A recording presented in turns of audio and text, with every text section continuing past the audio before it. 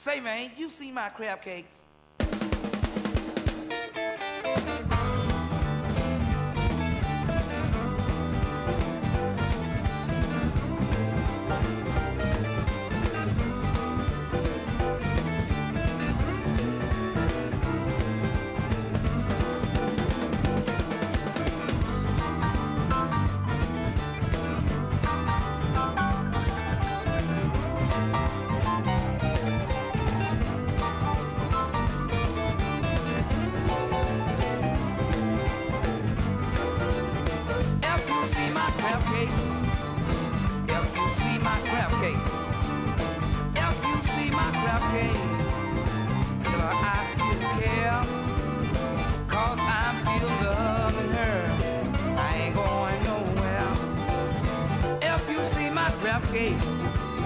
Till I'm all alone. If you see my crab cakes, tell her things went wrong. Don't call on the phone and bring a black draw home.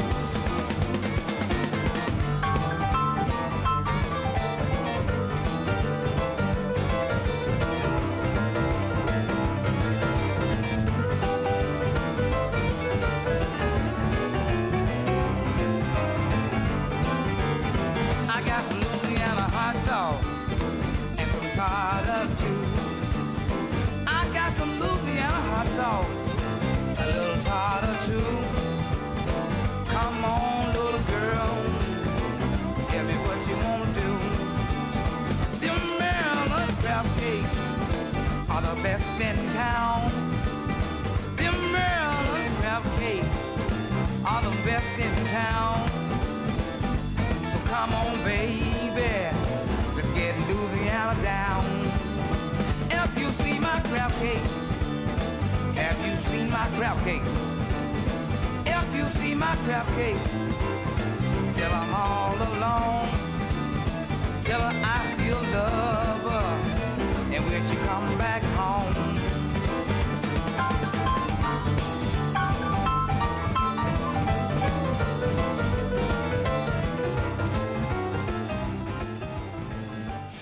It's now time for Talkin' Boxing with Billy C.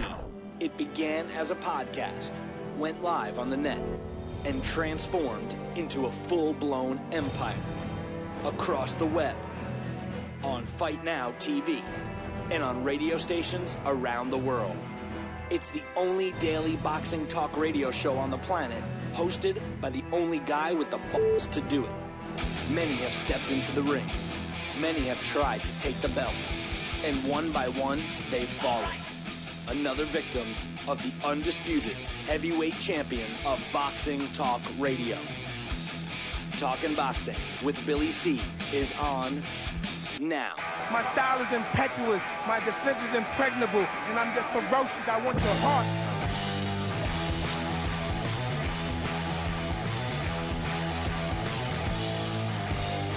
We're coming to you live from the Billy C studio in Lake George, New York. I'm Bill Calogero. It's time for Talking Boxing with Billy C. Good morning. Good day. Good evening. Hope you're doing all right. Special shout out to the WMML listeners. You know, I give those guys a special shout out because they're like local to me. You know, pretty local anyway.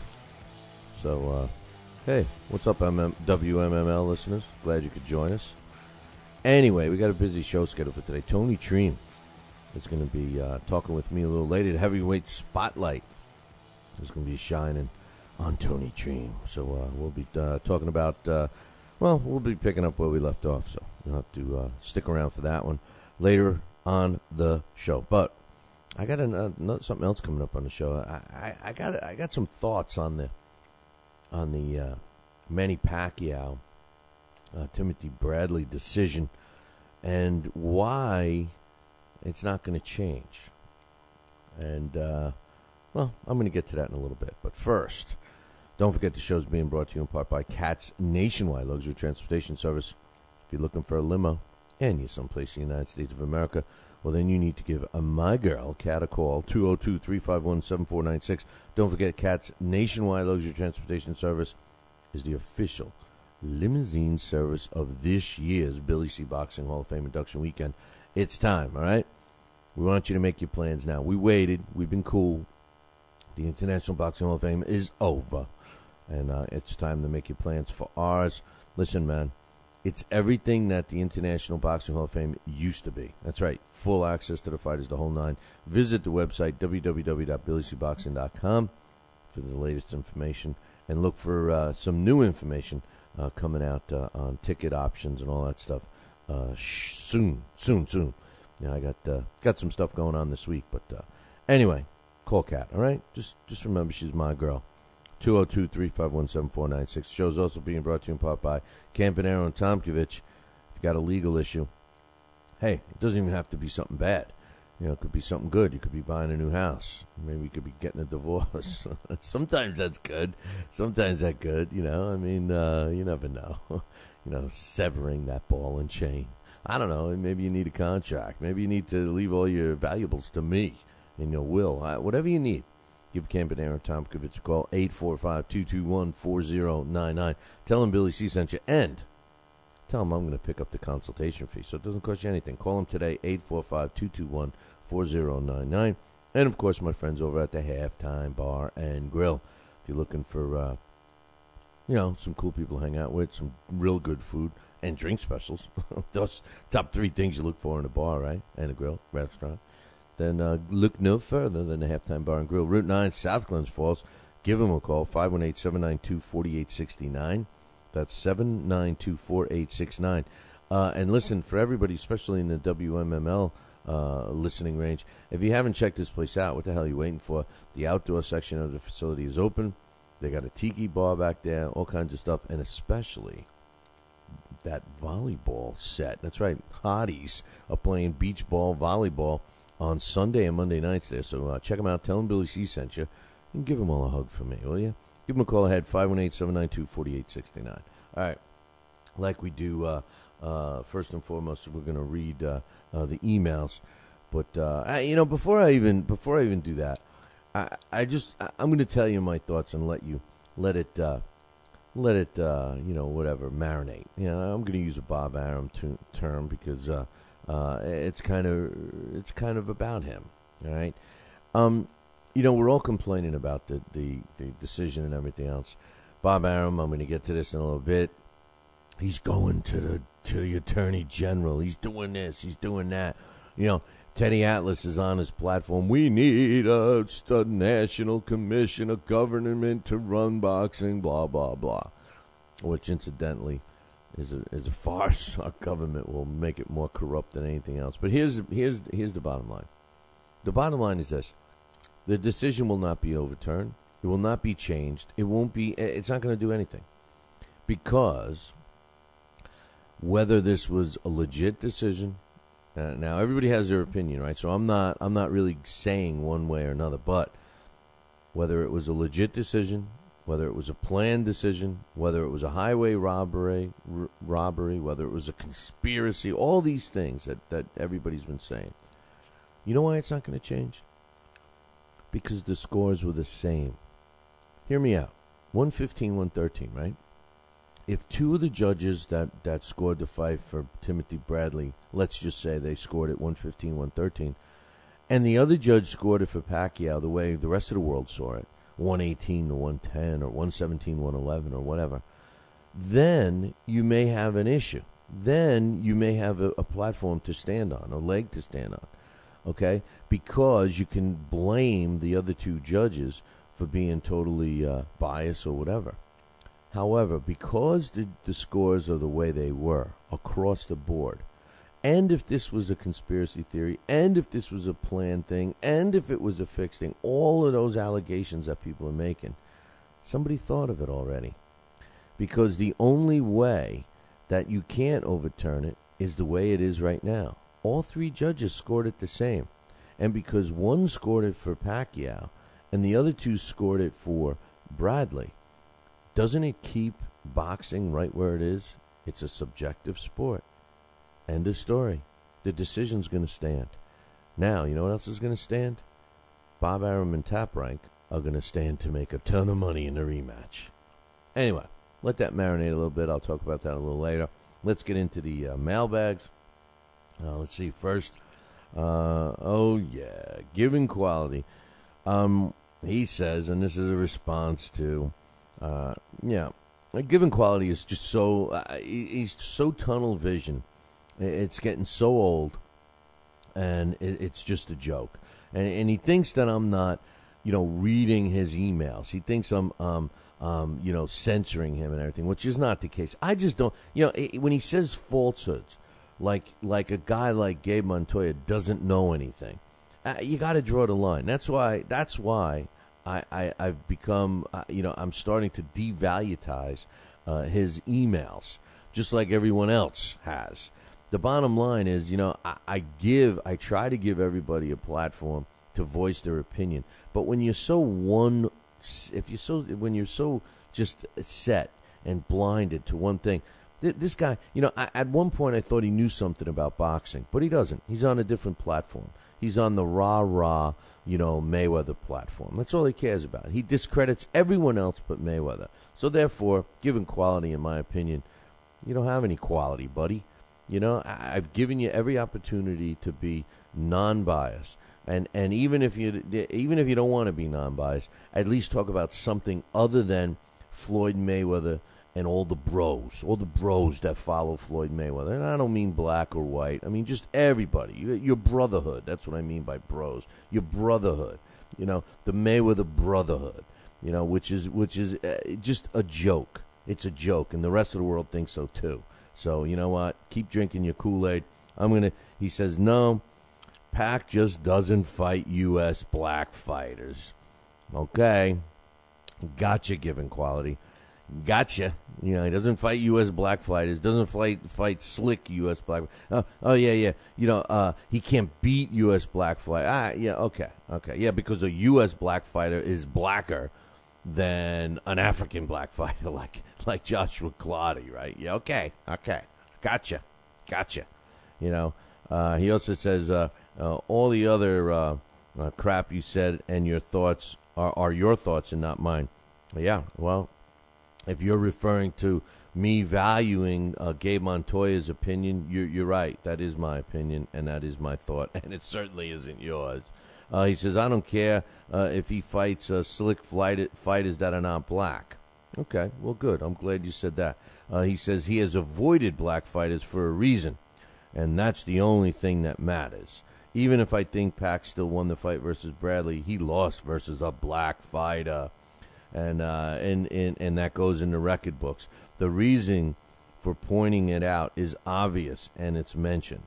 And he mentioned Hall of Fame fighters have all types of opponents on their resumes. First time Pac faces a Bradley, he loses. And Mayweather, he's fought all the best fighters, right? Mayweather's the best, right? Best fighter ever, right? That's why you're just so foolish, man. It's a joke. Given quality, you've become a laughing stock of the show. And trust me when I tell you, and I read some of the other comments back to you that I don't read on the email. Come on. He goes on to say, Pacquiao doesn't make any decisions for himself, Billy. That's because he's just a puppet. Yeah, I know. Pacquiao doesn't have a brain in his head. Yeah, he's a congressman, but he doesn't have a brain in his head, given quality. He says, Billy, you thinking he will leave Arum and make moves on his own just shows you still don't get it and never will. Pac is incapable. It sounds like you're a pretty prejudiced guy. Do you have something against, Oriental-based people? I mean, is that because of the Kool-Aid you drank from your stupid idiot boy Mayweather when he got on his little rant on Ustream and was knocking all the Orientals? Come on, man. Come on. He says, so you're discrediting Manny Pacquiao for thinking on his own. Listen, he's referring to my prediction that Manny Pacquiao and Floyd Mayweather are going to develop some kind of an alliance and fight each other, promoting it themselves. And I hope it happens just so it kind of sticks you a little bit, given quality, because this is how stupid you are. Really, you're discrediting Manny Pacquiao for having any brains, and it's pretty obvious based on your tunnel vision that you don't have a single brain in your head. All you can do is let other people think for yourself. So let's see. Let's see what other stupid thing he says. He says, it's him capable of keeping up with the facade without Arum and his media connections. Yeah, Manny Pacquiao without Bob Arum at this stage of his career would be nothing, right? Come on, without his media connection. If he got rid of Bob Arum right now, he would still have 1,000 people beating down his door to try and get him to promote their product. So that's how stupid. Again, another reason how stupid you are given quality. Now let's see what else he says. He says Floyd Mayweather Jr. would have been worth $7 million to lose to Bradley. What? By the way, he did. Wah, wah. Like Charlie Brown's teacher. Wah, wah, wah, wah, wah, wah. Now he says that the Pacquiao-Bradley fight was nothing like Floyd Mayweather versus Cotto. Really? I said it was his one-sided, entertaining fight. And to me, it was exactly the way Cotto was. Cotto-Mayweather was an entertaining, one-sided fight. Mayweather won virtually all the rounds. I thought it was entertaining, but maybe I'm the only one. Maybe you're right and I'm wrong. Okay.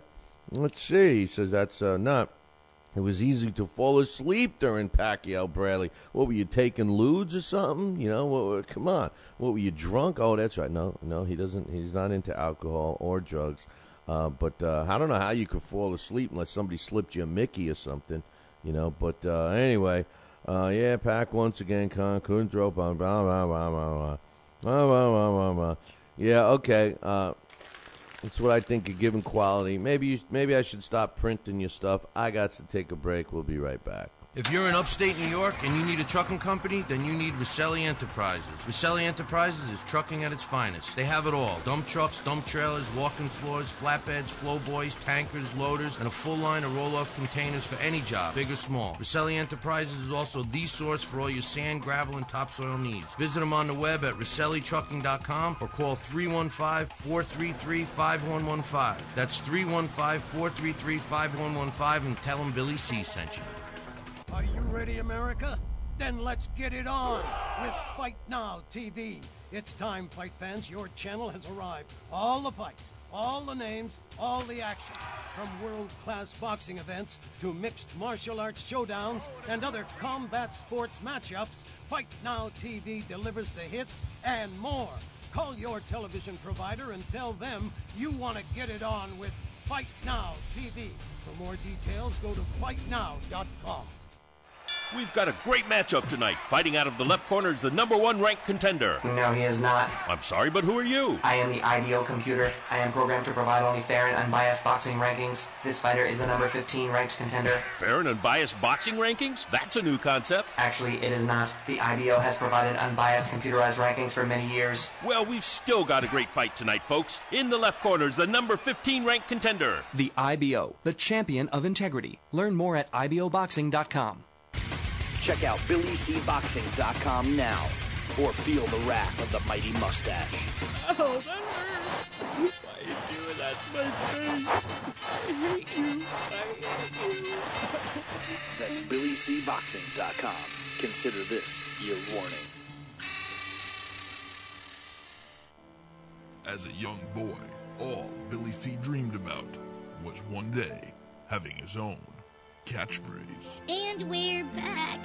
And we're back. One boy, one dream, one day, everyone will say. And we're back.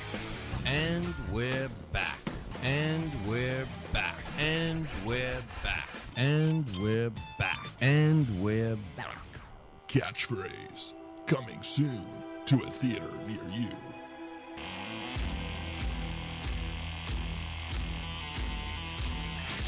And we're back. You're listening. I'm talking about the Billy C Radio Show. It just aggravates me, because we opened this whole segment up just to give you guys, all the listeners and viewers, an opportunity to voice your opinion, whether you agree with us or not. And I think I've been pretty damn fair about leaving that platform open. But, it's just constant, the same old stuff, no matter what you say. This guy complains and discredits everything, except for Mayweather. I mean, he clearly drank this stupid Mayweather Kool-Aid, and I say stupid, not meaning that the Kool-Aid's stupid, but he mixed a little stupid juice in there because it just doesn't. Nothing he says is true, and to discredit a guy like Gabe Montoya, who's obviously at the forefront of doing all the research on the PEDs. I never claimed to know anything about it, and I don't. I never once said it. I repeat what he says, but I guess given quality knows it all. He knows everything. He knows everything, and it's all in favor of Mayweather. Everybody else doesn't know anything. Man, Floyd is what a powerful guy. If he wasn't such a terrible human being, maybe he could have run for politics. I don't know. Peter says, my man Macman says, can't this decision somehow be appealed? The judge is being punished. The decision changed to no contest. Why does this sport not have these kinds of remedial options? Listen, man, it's not going to be changed. Like I said earlier, the way it was set up, now I've also talked, Tony Triem, who's going to be coming on a little later, he said yesterday, he was in the chat room, Jay's in the chat room now. Stephen A. Smith does not have a background in boxing. He does not have a background in boxing. This guy busted onto the scene just being critical of everybody, and then all of a sudden he got thrown in with boxing, and that's fine, but he does not have a background in boxing. Maybe he knows more now because he's been in it, but when he busted on the scene, he hasn't even been around 10 years yet. So I don't know. I disagree with my man Jay. But anyway, it's not going to be changed because of what I said earlier in the show, Mac. The reason why it's not going to be changed is if it was a conspiracy, which, I'm having a hard time to believe.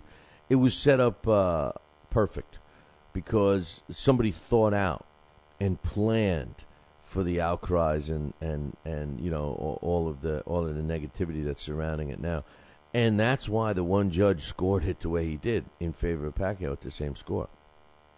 If it was one score that was 118-110, let's say, the way I scored it, in favor of Pacquiao, and the other two 115-113, now maybe you have an issue, but anyway.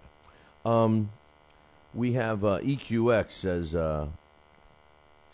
says, those guys are knowingly taking PEDs, and they are paying these top conditioning trainers top dollars to beat the test by either tapering off in a certain way, engineering new substances, etc., etc. My question is, where did all the conditioning guys come from? They didn't exist a year ago in the sport. The formula for success in boxing has never changed. Good ring smarts, good trainers, good skill and footwork, and lastly, hard work and dedication. Hey, listen, you're right. That is what's required today in boxing, and it hasn't changed. However, what's changed is the lack of teachers, the lack of quality coaches that teach. I was talking to one of the best-kept secrets in boxing yesterday, as a matter of fact, and that's Sherman Henson, and he's a good trainer. And, we were talking about that exact point. And what you have today is in boxing training, a lot of these guys spend way too much time on the conditioning aspect, reinventing the wheel. We saw footage of I'll use Timothy Bradley as an example, him and his father throwing big tractor tires around. We saw Kelly Pavlik doing the old-fashioned stuff. That's great for conditioning, but you're 100% correct. A lot of these guys have become, gurus in diet and nutrition and vitamin supplements and yes, probably to a degree, performance-enhancing drugs that they know how to take and when to taper off and all that stuff.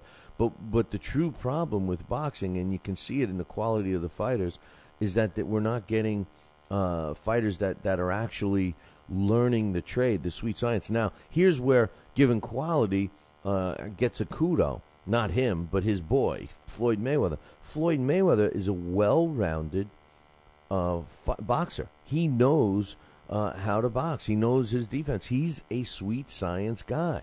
Why? Look at why. He's surrounded by good teachers, good trainers. the Mayweather clan is a good group of guys. They've been in boxing their whole life.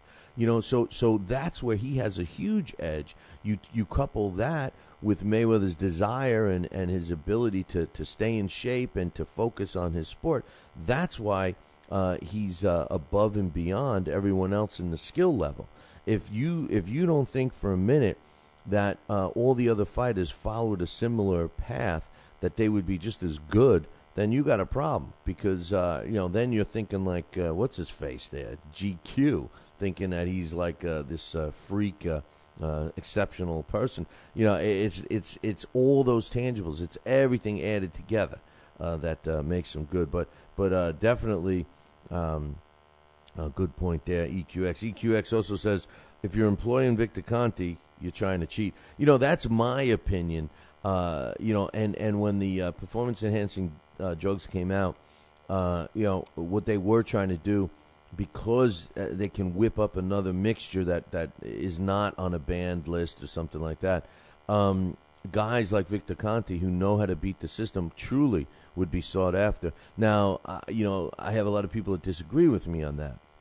Someone who I respect, like Alex, my man Alex, he says, he feels that a guy like Victor Conte has served his time, learned his lesson, now he's good for the sport. So I mean, you could look at that on two sides for sure. Let's see, we got another email from Castle Hill Gill. Says, I'm tired of talking about the Pacquiao-Bradley fight already.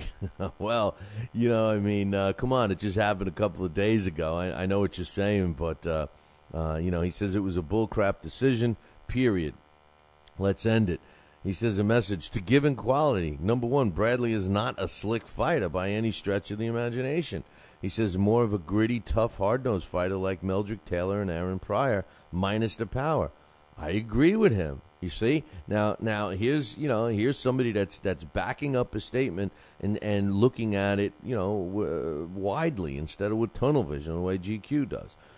He says, secondly, he didn't fight to win the fight.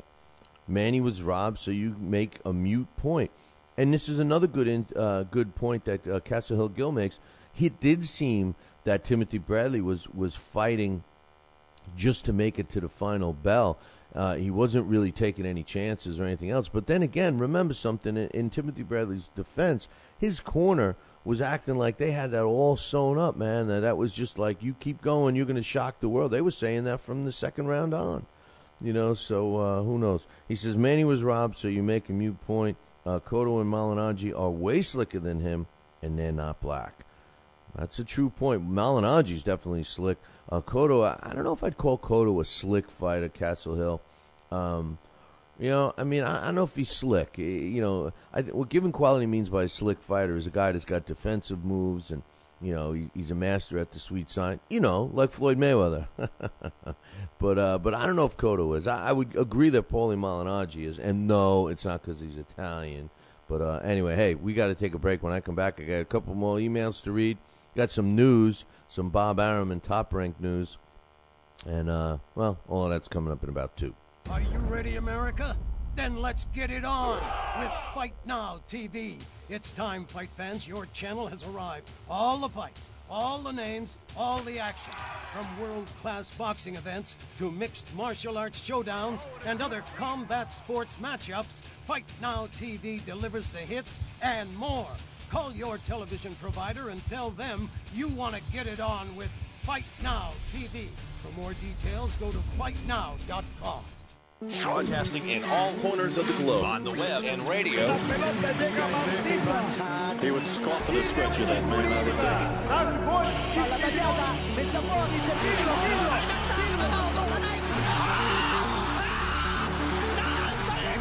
think. You're listening to Talkin' Boxing with Billy C. From upstate New York in the good old US of A. Boxing is here to stay because we are here to stay. The best 2 hours of boxing talk on the airwaves. Hey, fight fans, check out KOFantasyBoxing.com. KO Fantasy Boxing is boxing's only trademarked fantasy game. Check it out, www.KOFantasyBoxing.com. Select your own gym, your own fighters. Track them through a season that can last from 3 months to a year, depending upon which league you join. You got to check this out, man. www.kofantasyboxing.com. Join it today. Again, www.kofantasyboxing.com, and tell them Billy C sent you. Now back to Talkin' Boxing with Billy C., the only radio host man enough to take a punch from Mike Tyson. Wait a minute, man. Hold on there. Jeremy, man, I need you to take this one, all right? Wait, what? No way. I can't do this. Need I remind you I'm Billy C, damn it? Now put on that mustache and get in there. Hey, look at me. I'm Billy C. Crap.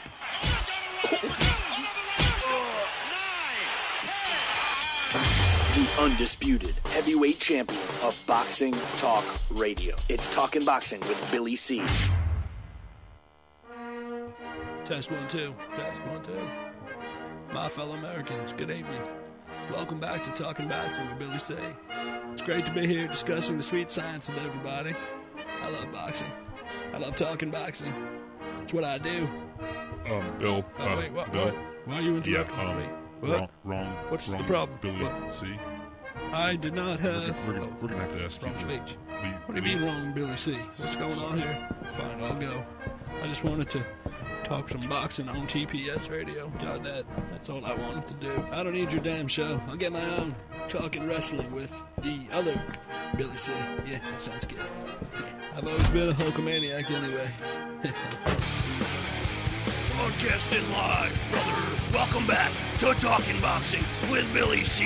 on the mighty TPSradio.net, brother. What you gonna do, brother?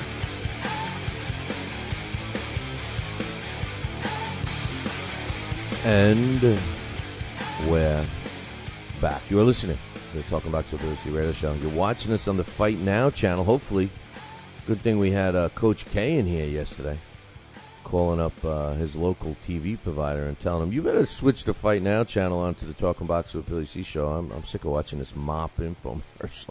So I had to give Coach K a shout out for that, man.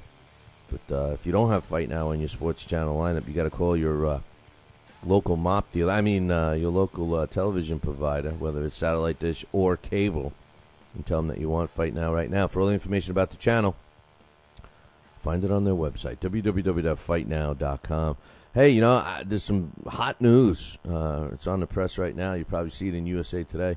The state of Virginia now has internet service because we got my man Jay. My man Jay is in the chat room live. He's, usually we see messages from him. The last couple of days he's been in there live. We just found out he's in Richmond, Virginia, which that's kind of backwoods there, So I'm glad to see they finally got internet service. I hear the outhouses are going to be replaced with running water soon. So, Jay, everything's looking up for you, my man. So, anyway, I'm only kidding. He's busting my chops in there, so I can, But anyway. We got Castle Hill Grill. Castle Hill Grill sounds like a bar, but no, this is Castle Hill Gill. He says, how about Malignaggi versus Bailey in that new arena in Brooklyn this fall? I'll pay for this ticket. He says he wants to move on. I missed that part. He says moving on about how about Juan Manuel Marquez against Bradley? That would be a good fight, huh? Realistically at 140, but now Bradley's stuck at 147 for at least another fight.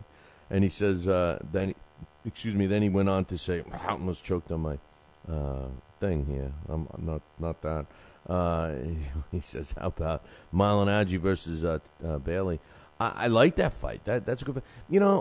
Randall Bailey, for anybody that's never seen him, the way he fought the other night is how he fights, man. He's not exactly a nail-biter fighter, unless you're looking for that one-punch knockout. But it may take him, like it did, 10, 11 rounds to launch it and have it find its target. And he's been stopped a few times, too.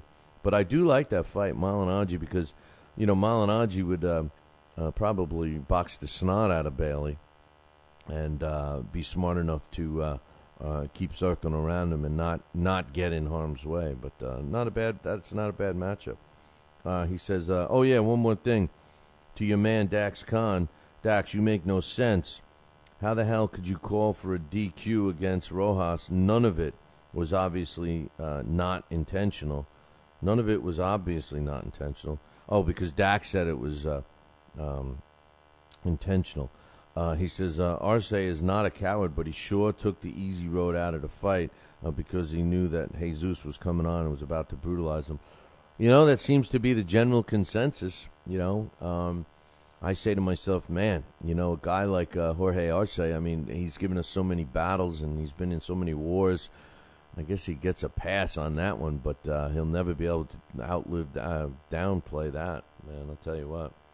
But anyway, Errol Jarrett says, I watched the Pacquiao and Bradley fight, and like everyone else, I had Manny getting robbed. He says, I watched it again with the sound off, and I saw a different fight.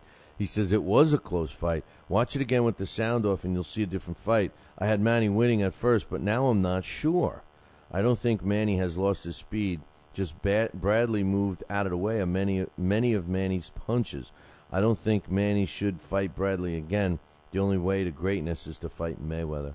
You know, I never listen to the commentators, especially the HBO guys, because Jim Lampley has just fallen off. In my opinion, he doesn't even know a left hook from a fish hook anymore without the CompuBox stats. You know, the CompuBox stats is what dictates Jim Lampley's discussion. Now, Max Kellerman, on the other hand, I'm not a fan of Max's, but, you know, at times he does say the right things. And I respect my man, Harold Letterman. I think Harold Letterman knows what he's watching, knows what he's doing.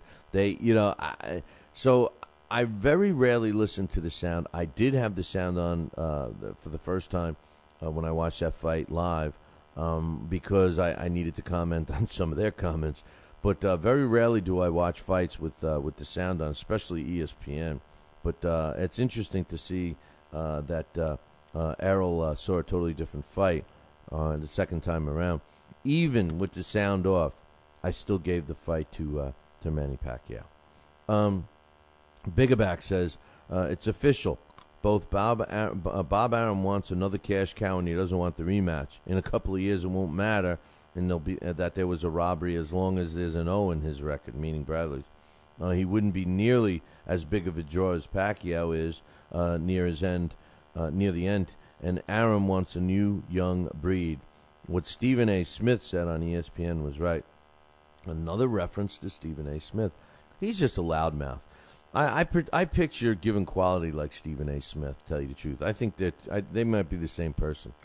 Bigaback goes on to say, you said Ali would lose to your top three, but Joe Louis beats those three without a doubt. Anyway, I don't see how Liston is above Holmes. Holmes was more accomplished, more skilled, and also Holyfield. Holmes gave him he'll way past his prime. I don't know. You gotta, dude, take a second and type a little slower, will you? They're equal in accomplishments, but Holmes ruled the division for a longer period of time. Listen, boxing is subjective. You had your opportunity. I don't know if you submitted your all-time great heavyweights or not. We took the average of everybody's, and that's how that came in, and mine is mine. I am telling you, I thought that Larry Holmes was overrated. You know, I have him ranked at, what do I have him at? Number 11, right? No, I have Larry Holmes at number 12. I have Larry Holmes at number 12. I have Evander Holyfield at number 11. And, you know, I mean, listen, I think being the number 12th all-time great heavyweight with the slew of the other guys that are in that list is a pretty damn good feat, especially on my list for a guy that, you know, I wasn't that thrilled about. I watched his fights.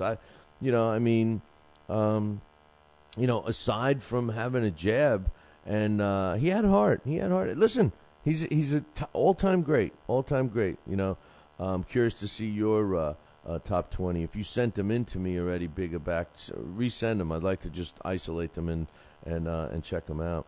As far as Ali, yeah, I'm confident that Jack Johnson, Rocky Marciano, and Jack Dempsey all would have beat Ali. I don't think Ali would have beaten Sonny Liston if it wasn't a setup fight. And Sonny Liston is underrated. You want me to send you email me, Billy at TalkinBoxing, TalkinBoxing.com. I'll send you a collection of Sonny Liston. It's like, I think John Robbins, our Canadian correspondent, sent me a link to a Sonny Liston tribute, and it has, a lot of his fights, and it's about 6-7 minutes long. It's a video of all his clips, and I think it really shows you how great Sonny Liston was. So I'll be glad to send that to you if you drop me an email. But thanks for your comments. And finally, Hawk Mustang says, I hear C.J. Ross is a 63-year-old bisexual. I didn't know that. As of late, Manny has been very conservative with his Christian Bible thumping. Pat came out against gay marriage. Come on, remember I had a show that we talked about Manny Pacquiao saying, I don't hate gays. He says he came out with a gay marriage, and he's been very pro-gun. I know Pacquiao received much hate from the left and the gay community lately, but I'm just saying maybe Bob Arum had nothing to do with this. There could have been some political backlash from the judges. I don't know, but it's plausible. Could be. And my point about this is, and I don't know if this is true about Ms. Ross. It doesn't matter to me one way or another. Sounds interesting, actually. But no, for her, I'm talking, no, not for me. For her. But maybe if there was two of them. I don't know. But the bottom line is this. As for these high-profile fights, the bottom line is, if somebody thought of this, if somebody, if what you're saying is true about C.J. Ross, then maybe they should have questioned her as a judge and wanted someone else, requested someone else. So again, both sides had an opportunity to change something or request a change, and from what I understand, no one did. So, and Hawk finally says, Billy, I don't like your top 20. Another one that doesn't like my top 20. He says, I don't like your top 20 all-time great heavyweight list. I don't like the fans either. I don't even like these lists, and I'm sure if I made one, people wouldn't like mine either. These things always come down to a subjective popularity contest. For example, I think either Klitschko brother would mop the floor easily with over 50% of the guys on both lists, but they don't make the top 20. Many of these guys were small and had rudimentary boxing skills. I think we should keep these guys in their own eras. Listen, I agree with you, Hawk, on that.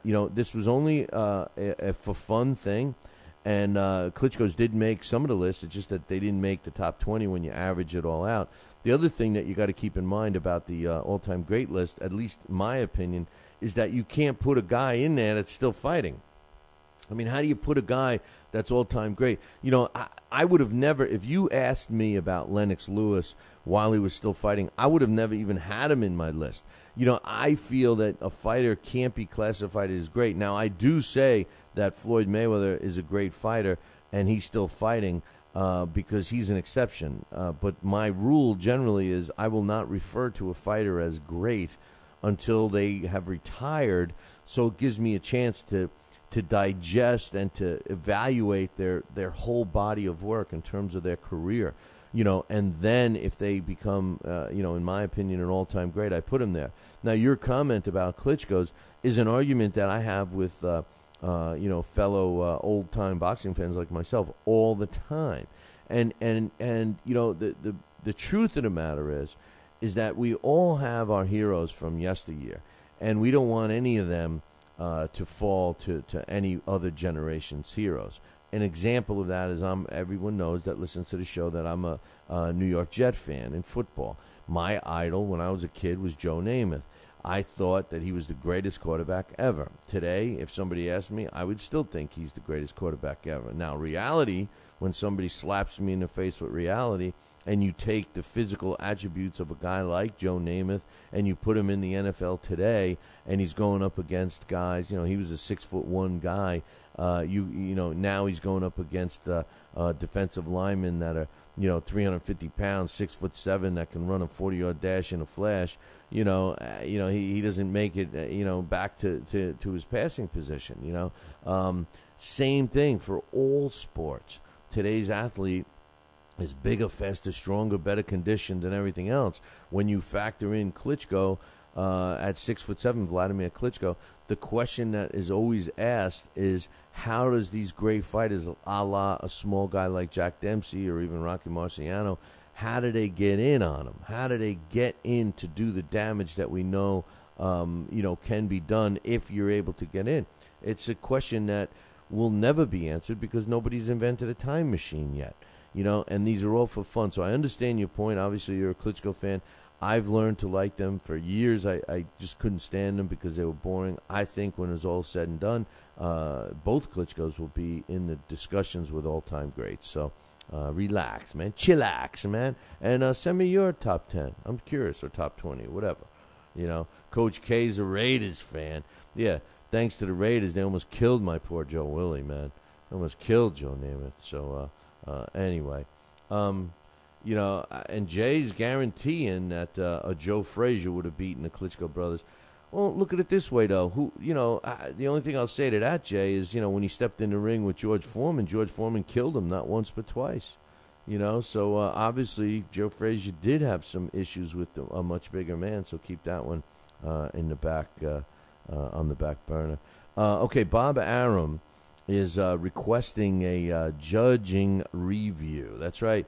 He's made an official complaint. He submitted it to the Nevada Attorney General, who is Catherine Cortez Masto. And he wants a full and complete inquiry into the circumstances surrounding the scoring. He said the public has a right to know what happened. The fighters have a right to know. He says the only way to restore the fans' confidence in boxing is by letting an independent body investigate every detail of the fight, no matter how big or small. Sunshine never hurt anybody. First of all, what a stupid thing. To me, this is a shim-sham scam, because what the hell does the Nevada Attorney General know about boxing? And how are they going to do it? The first thing they're going to do is they're going to go to their Nevada State Athletic Commission that they appointed, and they think of the Nevada State Athletic Commission as their boxing experts. This will never get overturned. It'll never get changed. Nothing will happen. It's because of what I said in the beginning of the show. If this was a big conspiracy, which many people believe, the way it was laid out was very thought out. If you had 3 crazy scores, then maybe you have an issue. If you had one realistic score, like my score was 118-110, if one judge scored it 118-110 and the other 2 scored it for the other guy at 115-113, maybe you got a leg to stand on. But because all 3 judges scored it the same way, and 2 of the 3 had it for one fighter and the other one had it for Pacquiao, it's not going to be overturned. Because the argument is going to be, listen, boxing is subjective. They could also bring into evidence the views from each of the 3 judges. The views from the 3 judges, sometimes if a fight is fought at a certain area of the ring for the entire bout, you may get a lopsided score because that one judge sees better than the other 2, or maybe 2 see better than a third, whatever. This is a clear case of all 3 judges seeing the fight scored the same, just one of them seeing a different fighter. Now, I've talked to several different people, including Tony Triem, who was ringside, and he did score the fight. He was in the chat room yesterday saying that he scored the fight for Bradley, which he did not. He scored the fight for Pacquiao, but he had it much closer. He had the fight, I believe, 116-112 in favor of Pacquiao. Much closer than me, I should say. So he did tell me, hey, a lot of those punches that Pacquiao were throwing were not landing. He said that, that Bradley was doing a pretty good job picking them off. Now, I didn't notice that on the television broadcast. I did notice Pacquiao picking off a lot of Bradley punches, but I did not notice Bradley picking off a lot of Pacquiao's punches. So, unfortunately, when you look at a fighter like Manny Pacquiao, his lack of knockouts in his last 4 or 5 fights now is hurting him, and the fact that he was coming on strong for the last minute of each round is also hurting him. So, maybe I agree with one of the viewers that emailed us before. Maybe this fight wasn't as one-sided as we think. This this whole inquest and all this stuff that Bob Arum is doing, this is all promoting his next event. This is all promoting the rematch. This is all building up the desire for the rematch. He's no jerk. Come on, man. I know Given Quality thinks he's a jerk, but he's a smart businessman. So, but Pacquiao never thought of any of this. But here's something that bothered me. The judging of this fight, we got a couple of judges being really vocal.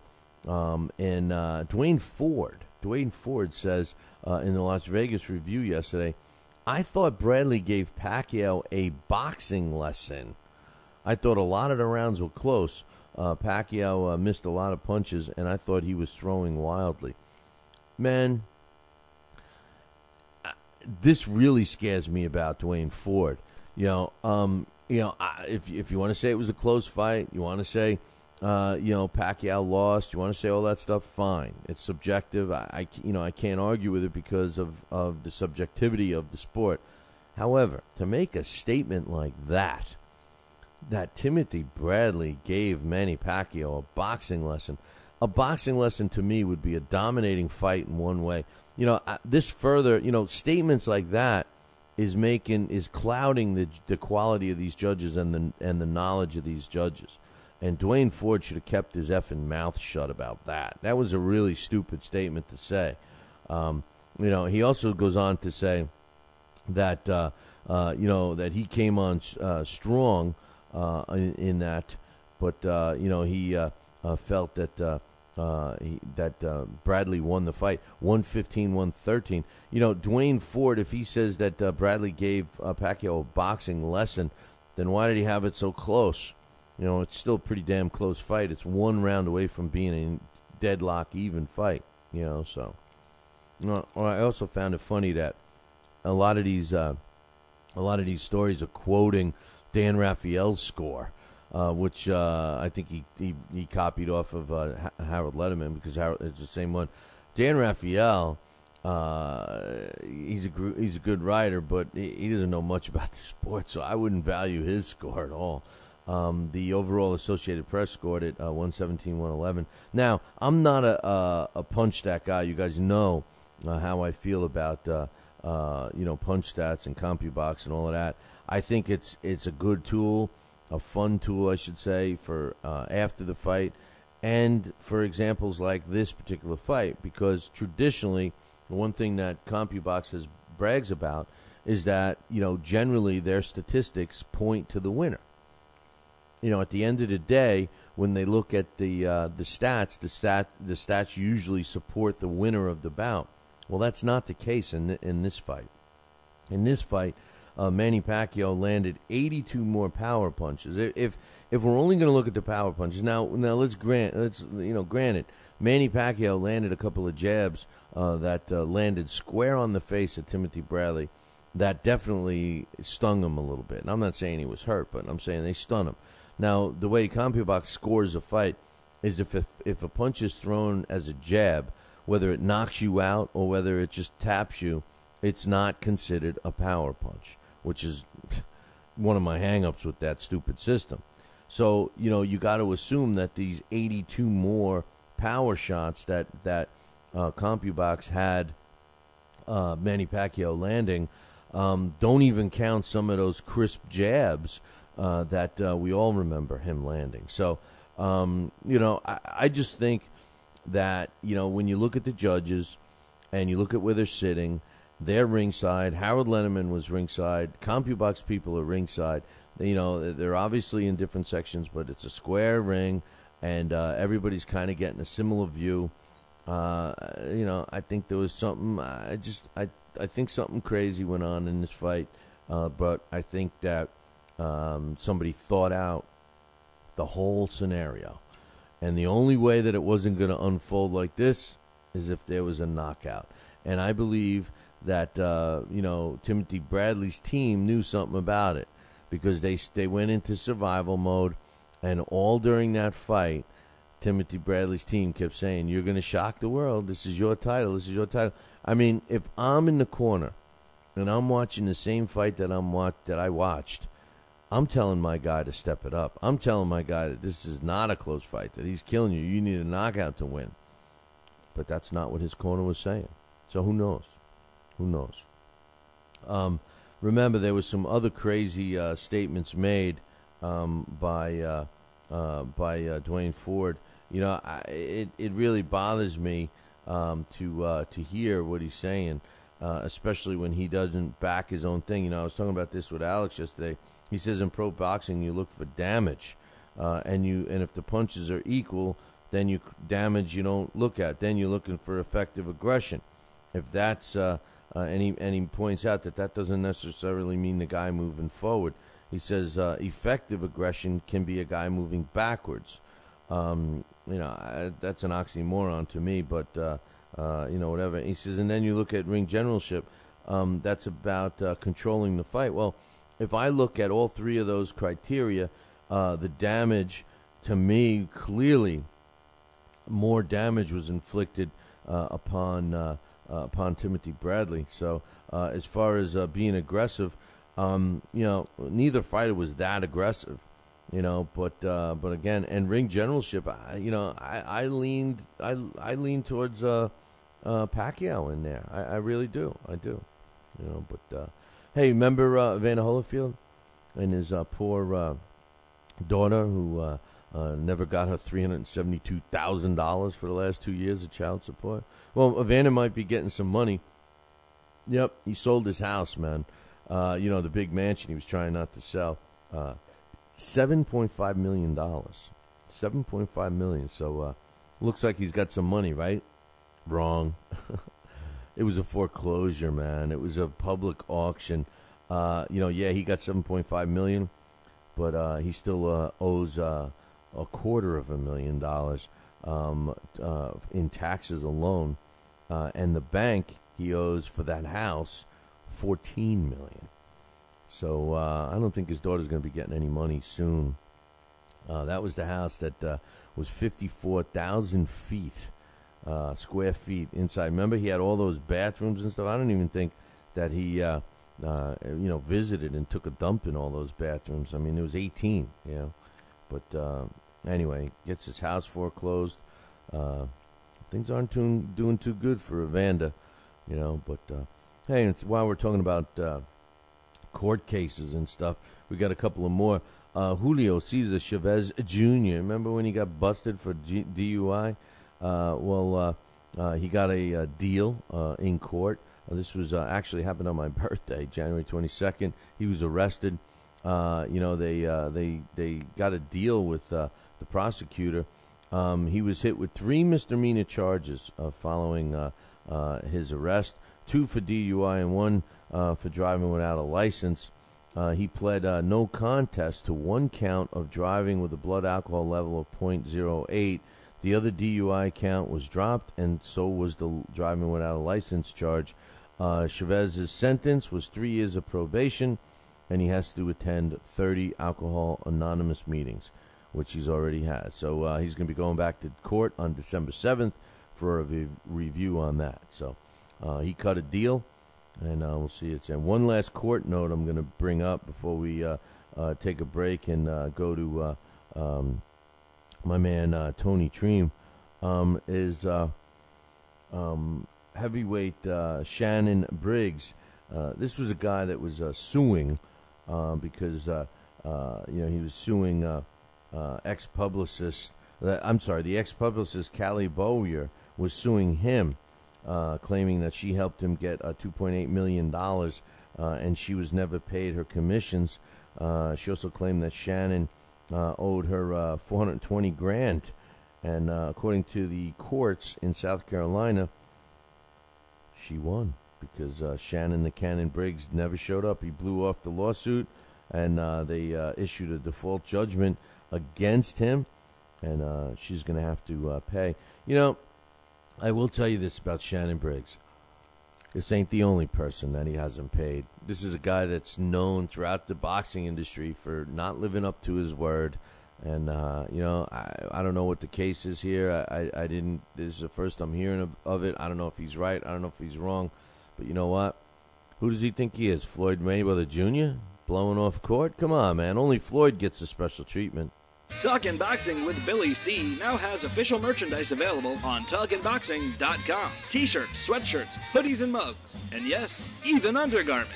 Talkin' Boxing apparel is the perfect gift for the boxing fan in your life. Log on to www.talkinboxing.com.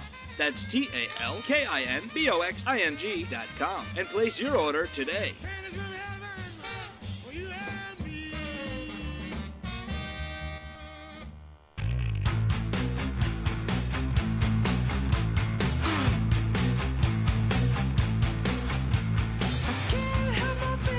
And we're back. You are listening to the Talking Boxing with Billy C, a radio show. And you're watching us on the Fight Now television channel. What? You don't have Fight Now on your sports channel lineup? What the hell are you waiting for, man? Call your local television provider right now and tell them that you want the Fight Now channel added to your sports channel lineup. It's that simple. Pick up the phone and call them and tell them you want it. For all the information about the channel, you can find it on their website, www.fightnow.com. And speaking of now, join us. I'm going to call him the Milton Berle of the team. He's trying to steal all my lines. Tony Triem's with us. What's up, brother? Hey, man, what's going on? How are you this morning? I don't know. Are you sure it's still my name? I mean, have you changed it yet? Is it the Talking Boxing with Tony T show yet, or what? Well, isn't that what it is? I thought that's what we was calling this from now on. Oh, wait a minute! I don't think I got that memo, man. You didn't get that memo? No. Jack said you did. Oh well, then he's running the show. So if that's the name of it, then that's the name of it. Damn it! But anyway, we're here to do the heavyweight spotlight. It's a great segment that Tony Triem has been doing with me. And as a matter of fact, Tony, I wanted to read you an email I got a couple of weeks ago. It was from Alex. Not a couple of weeks ago. Probably about 10 days ago. Anyway, Alex T. We call him Alex T. The other Alex said, "Hey man, I love Tony. And how much did you pay this?" As I start to read this, I could say, "Oh God, Tony probably sent Alex." I like this guy already. Yeah, I bet you do. I figured you sent him a check or something, But he says, "Hey, man, I love Tony, and I'd actually like to hear his take on Harry Wills and whether or not he believes he could have beaten Dempsey. But when I listen to him talk about Ali, I feel like I'm listening to my dad. My dad was born in 1926, fought in World War II, and grew up loving Ted Williams and Rocky Marciano. He hated Ali. He called him a draft dodger, overrated, etc., etc. Now I understand where he's coming from. But at the same time, I used to say, Dad, come on now. You can't just dismiss the guy's career because you have a personal grudge against him for whatever reason. And he would point out all the things that I think Tony would say, such as Angelo Dundee saved him in the Cooper fight, Liston took a dive, he got a gift decisions against Norton, Jimmy Young. Hell, I think I just made my father's argument. He says, I know you and I chatted about this before, but here I go again. I read Nick Torsh's book. It's funny. I'm reading Nick Torsh here now, Tony, and I think last time we spoke, I said Peter Torsh. That was the guy with the monkeys, so, man, I guess I took a stupid pill that day. But anyway, he said, I read Nick Torsh's book, and I believe Liston took a dive in the first fight. I know most people focus on the second fight, but people really need to do their homework on their first match as well. I think to sum it up, it's simply, you can say this. Liston was a mob-controlled fighter, and the mob could not make any more money on him because he was so damn unlikable by everybody. TV didn't want him. The fans hated him. It got to a point where the mob could make more money betting against him than on him. So the fix was in, and he took the dive because, frankly, they would have killed him if he did otherwise. If you dig a little bit deeper, it looks like he ended up being murdered a few years later because he tried to get away and do his own thing outside the ring. What happened in that fight is a great example of a revisionist history. Over time, this idea has become popular that Ali went in there and kicked Liston's ass and made him quit.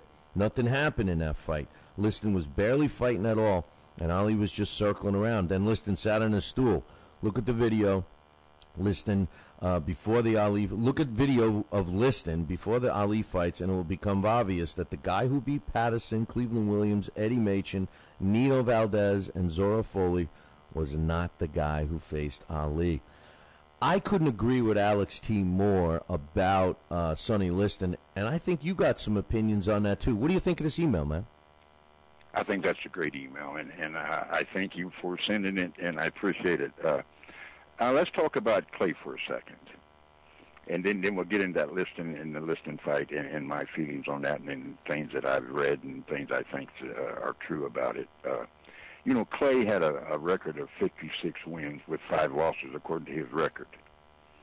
But I think his record should have been 50 and 11 losses, and it could possibly be 50 and 12 losses, and I'll mention my 12th one that nobody ever talks about, and just my opinion and my feelings on it. He absolutely lost to Doug Jones, Clay. Now, that would have been his first loss, right? Yes. Okay. I'm going to just make sure I'm putting it in perspective, and also the viewers and listeners, too. But go ahead. Okay.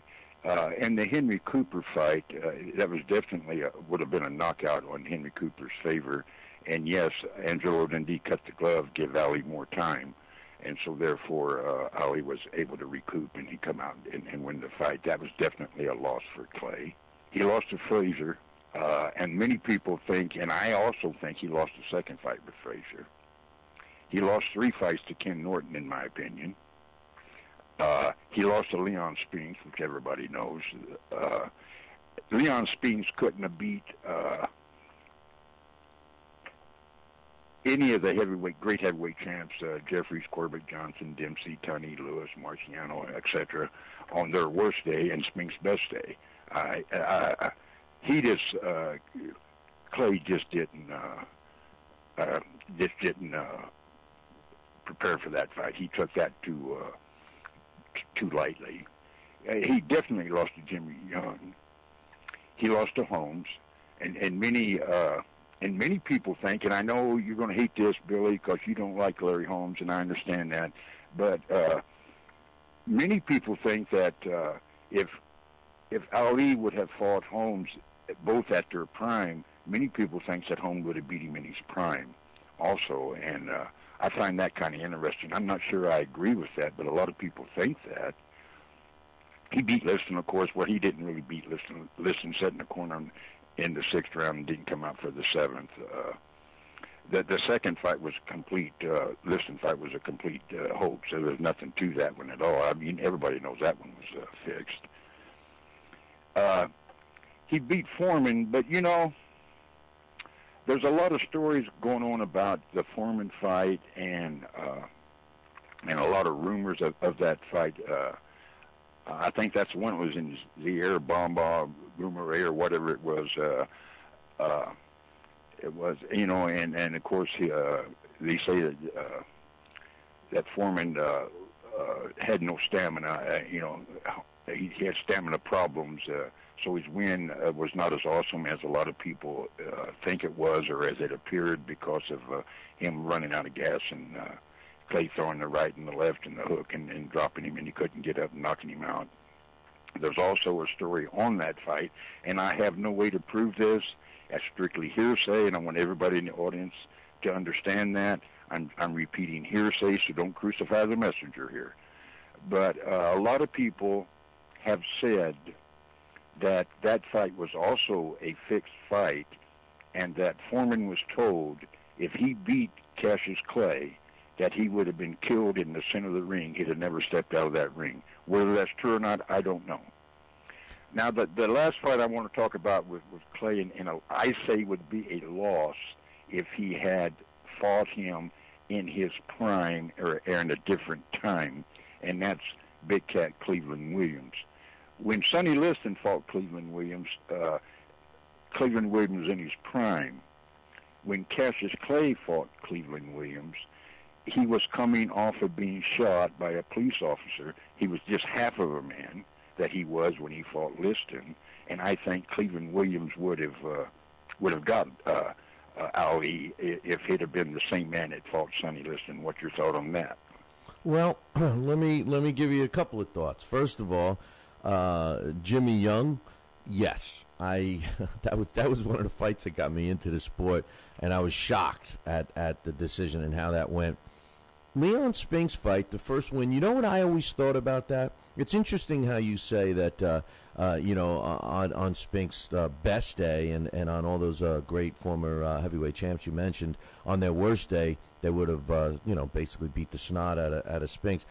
I've always thought that Ali kind of threw that fight just to break the record. Remember, he became the first guy to regain the world heavyweight title. What was it, twice or three times for that one? I know third time. It was the third time. No, right? that's the second time. No, when he beat Foreman, he won the title the third time. Okay, so when he beat, but that's but he, with the Spinks fight, I think he was the first one to lose the title then regain it, wasn't he?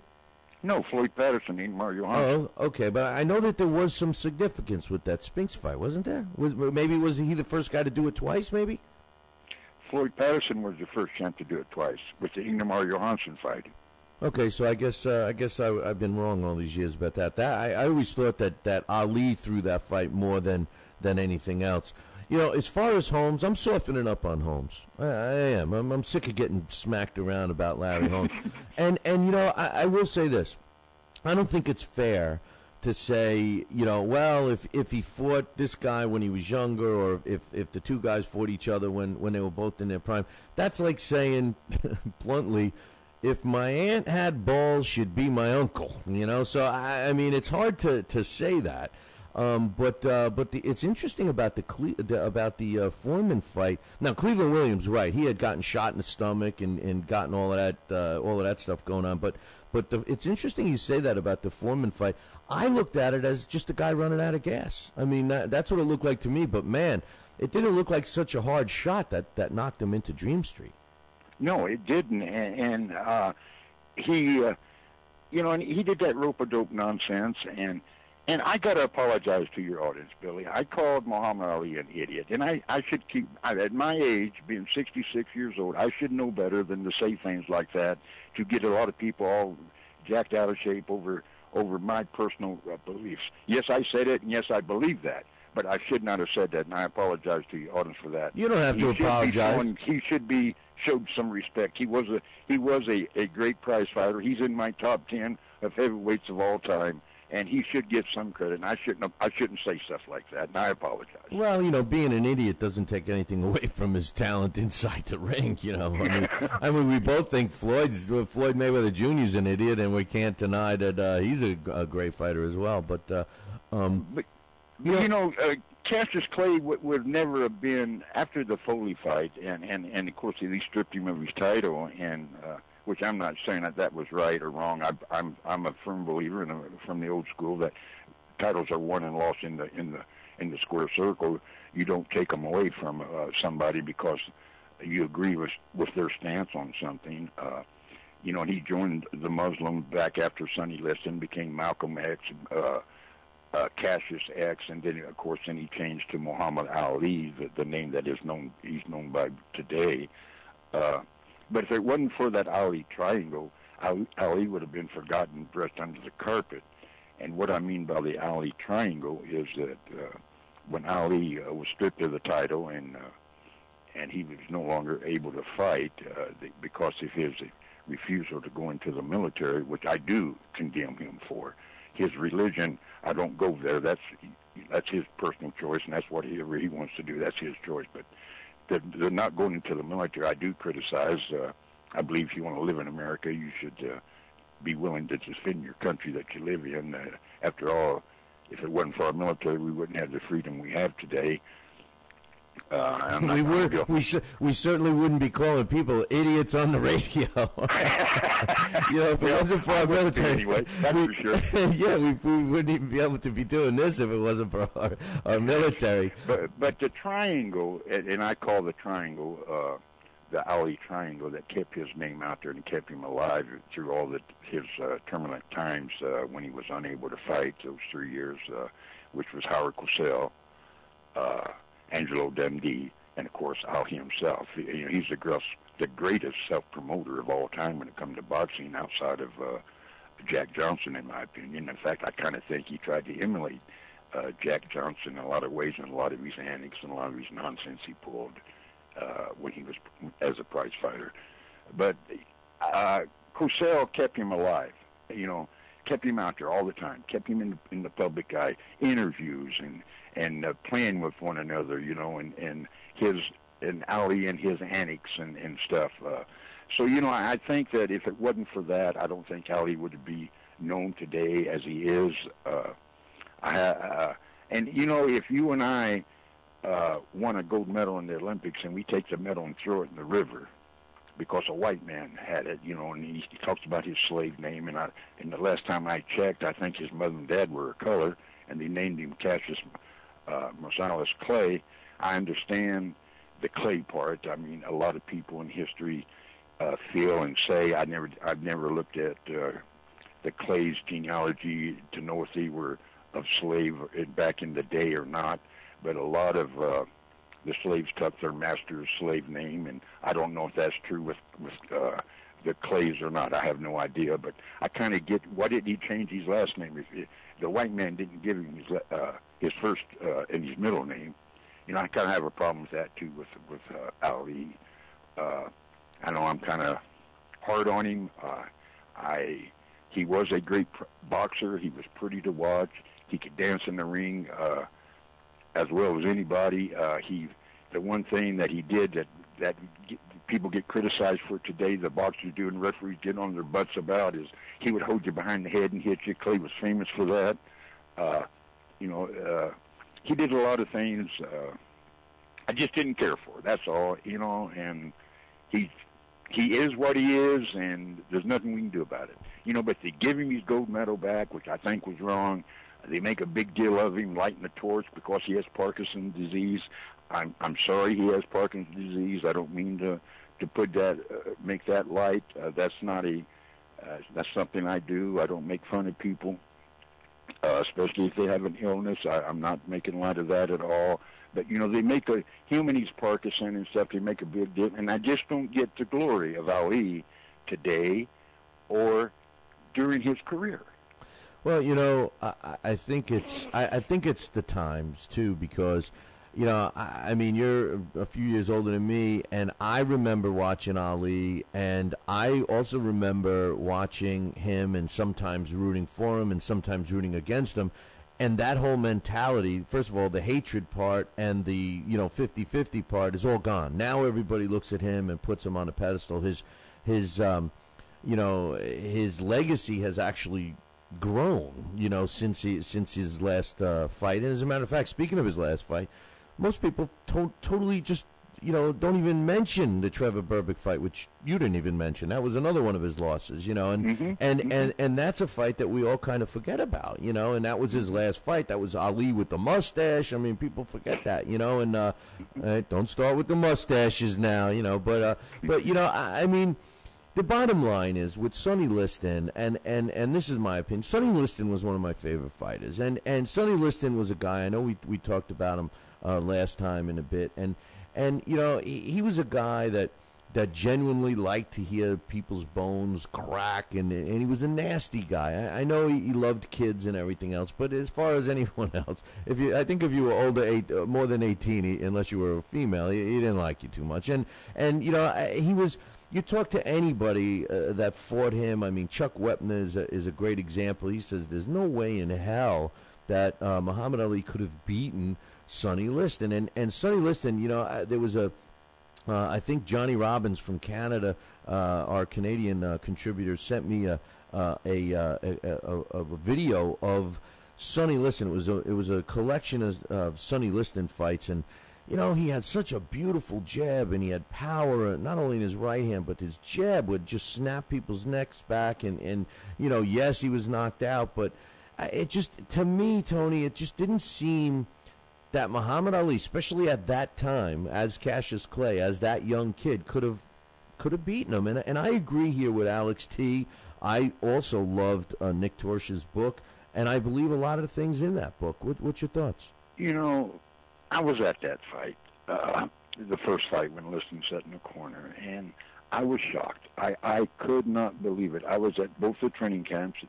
In fact, I sent you a picture of Liston the other day, and I took that picture of him and my dad together. My dad was when it got me started in boxing many, many, many years ago when I was a kid, and I've just followed through it for the last 56 years. But you know, I stood and watched Sonny Liston. I was 17 years old.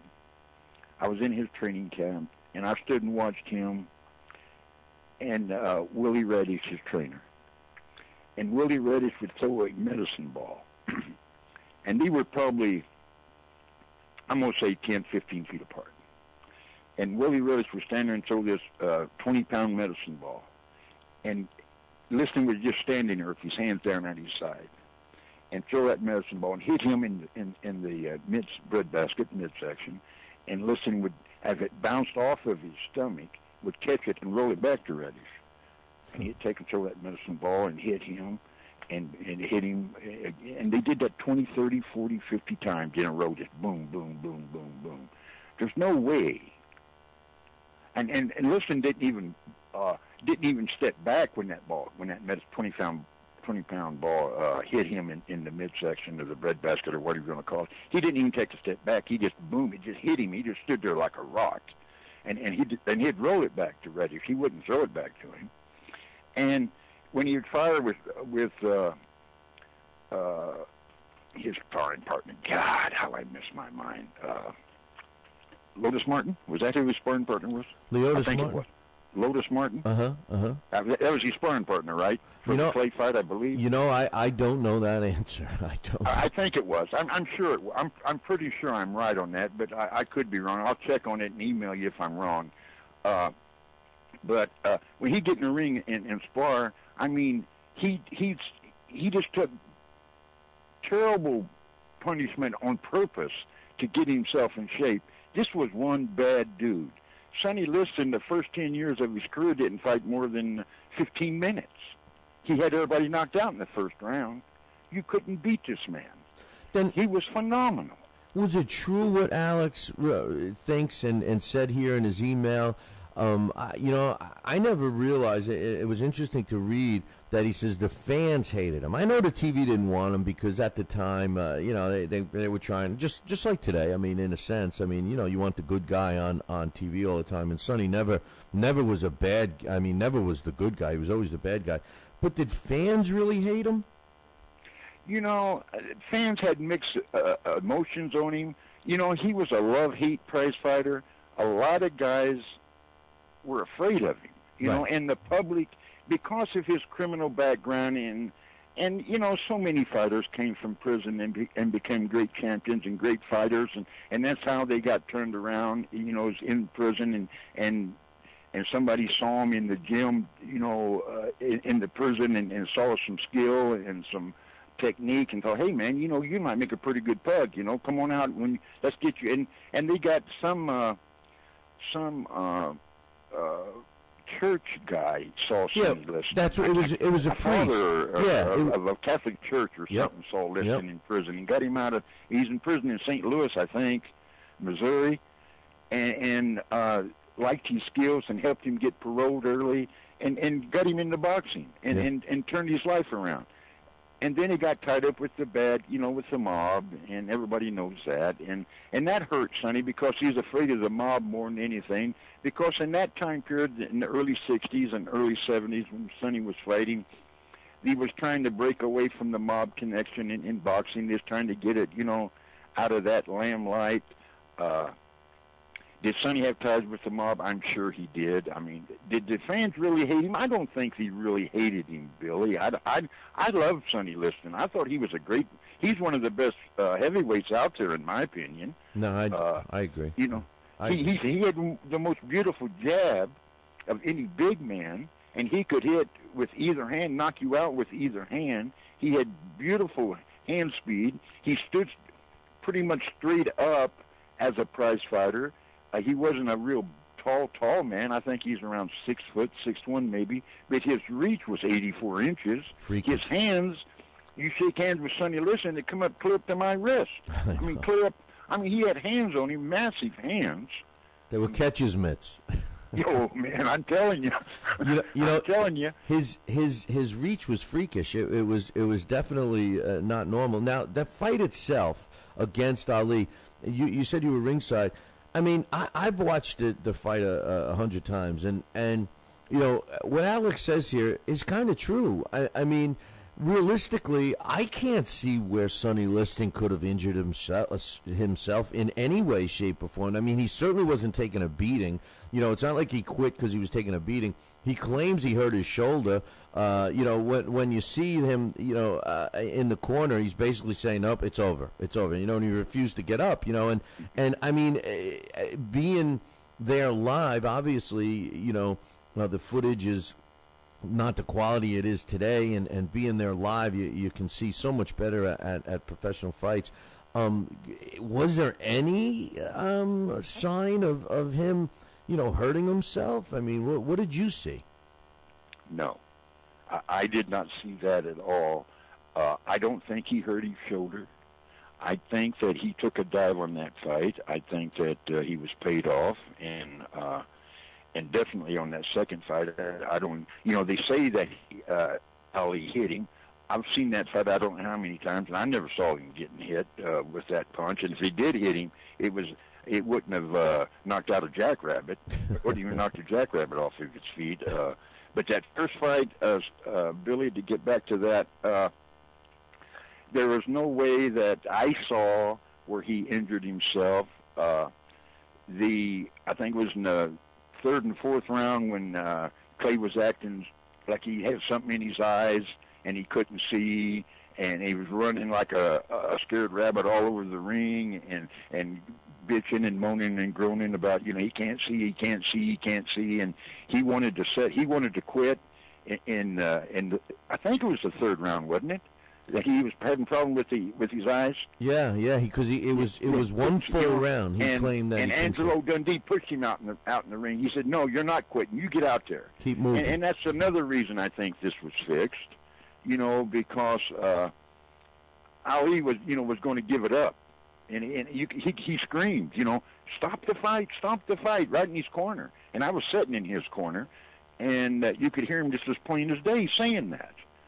And it's another reason I don't, it gives you just funny feelings about that fight. I can't prove it was fixed. Well, but I guarantee it almost. Here's the thing, though, Tony. In a successful fix, only one side of the ledger knows it's in. The other guy doesn't, because then you end up with a dancing match, and we've seen that in the past. I mean, guys have been disqualified in the 20s and 30s for choreographing punches and stuff like that. They used to try and make 3 fights. You win one, I win the next one, and then the third one's for real. And a lot of Nick Torsh's thoughts in his book point to just that, and a lot of his feelings and his opinion, and not that I'm trying to rush him to be looking at the grass from the opposite side, but once Muhammad Ali is no longer with us, according to Torsh, a lot of this is going to come to light because he believes, in respect for Ali, that Ali did not know about it, and that's the only way I think it could have been successfully pulled off, especially with the reaction that he made. No, Ali didn't know it. I agree with that, and I agree with that. But Angelo Dundee knew it. Yeah, maybe Angelo Dundee knew it, and that's Angelo knew it. I guarantee you, and that's why he wouldn't let him sit in that corner. He pushed him out there because he knew Sonny was going down. Right. Right. I agree. No, Clay was his name at the time. Cassius, no, he did not know that this fight was fixed. I mean, he thought he shook up the world. He thought he was the greatest thing. I'm the greatest, and from then on, that's what he kept telling everybody. He's the greatest. He's too pretty to fight. Look at me, I'm Billy C. Hey now. Got that from Clay, I think. Hey now. But listen, Sonny Liston's always been one of my favorites, and I cringe every time people throw that in my face. And it's funny because over the years, a lot of people he's almost a forgotten guy, and I have him in my top 10 as well, just like you. And it's a shame. I mean, a lot of great fighters are forgotten, but a guy like Sonny Liston, in my opinion, shouldn't. But Tony, time is flying by. We're almost out of time, but let's try and address this first question, which is kind of interesting, too, that Alex asked us. He wants to know, Harry Wills, who never got a shot at Jack Dempsey, in your opinion, now this is a guy, we've read a lot about Harry Wills and how good he was, and because of the color of his skin, he didn't get many opportunities to fight when he should have. Could he have beaten Jack Dempsey? Oh, Jack Dempsey is my favorite fighter, one of my favorite fighters of all time. I rate him really, really high as a prize fighter. Dempsey kind of drew the color line like a lot of the fighters did in the past. Dempsey was one of the toughest, strongest heavyweights we had for a little man. I mean, what I mean by little man, he wasn't real tall. In that crouch position of his, and Harry Wells'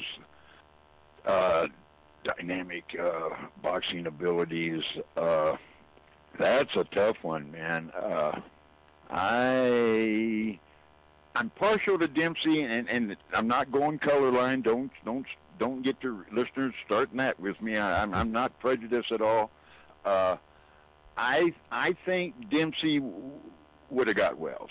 I think Dempsey was too strong and hit too hard, and I think that he'd have wore Wells down and would have got him. It's just my honest opinion. What's yours?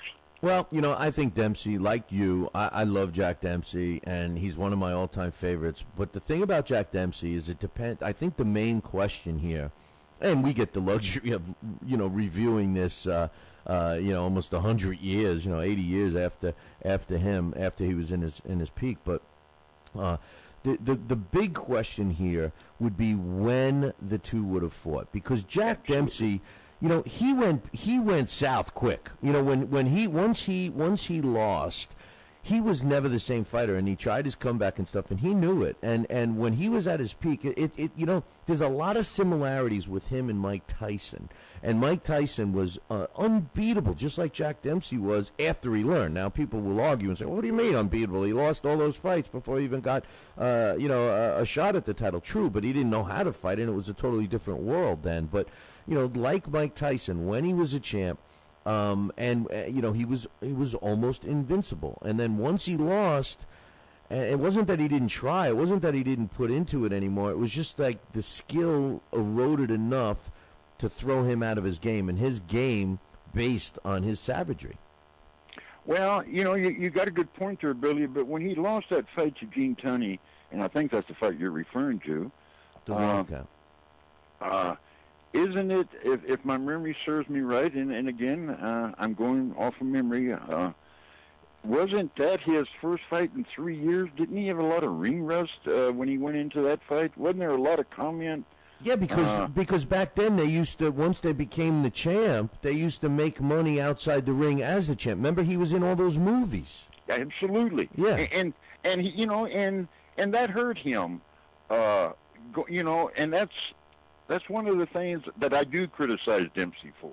And like I said, I held him really high as a prize fighter, and he's one of my favorites of favorites when it comes to boxing. But he did, he started playing with the girls and thinking he was a movie star and doing all kinds of silly stuff. And I think that was more damaging to him. And I think that's why he was, as you're calling him, a Mike Tyson, he wasn't as great as people think he was.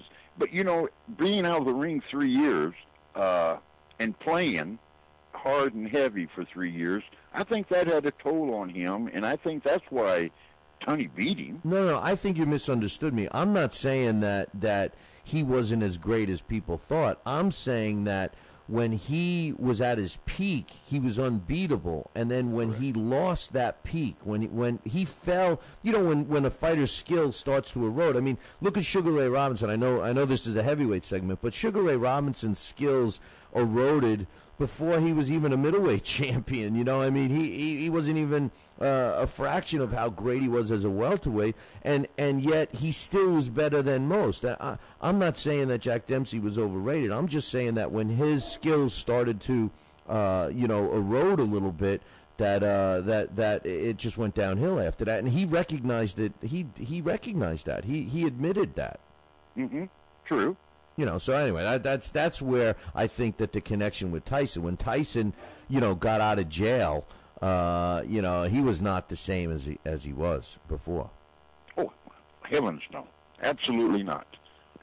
Tyson was nowhere near the same prize fighter before he went to prison on that rape charge. Absolutely. No doubt. But no doubt, my friend. Anyway, Tony, hey man, this was great again. It's boy, does time fly. We got to do this more often. That's for sure, my man. Well, if the listeners want it and you're willing to do it, I'm more than willing to do it for you, Billy. I'd kind of like to do a weekly thing with you in time if we can do it, or if you're interested in doing that. Hey, you better be careful what you're wishing for, my man, because you know how we talk even when we're not on the air. So, we might have to change our phone plans, But well, Billy, it's always a pleasure talking with you, and I hope the fans enjoy our talk we had today. And before we go, when you were talking about Sonny Liston was a good man, and Sonny Liston was a great champion. And Sonny Liston, a story that I heard a long time ago about Sonny that I've always thought was interesting and I kind of chuckled when I heard it. Not that it's a funny story, but I kind of chuckled when I heard it. He was being interviewed, and they were talking to him about other sports other than boxing, and they asked him about baseball. And he goes, "Oh, no, I don't play baseball. I'm not playing baseball, or I don't like baseball." And he goes, "Well, why not?" He goes, "I'm afraid the ball hit me in the head."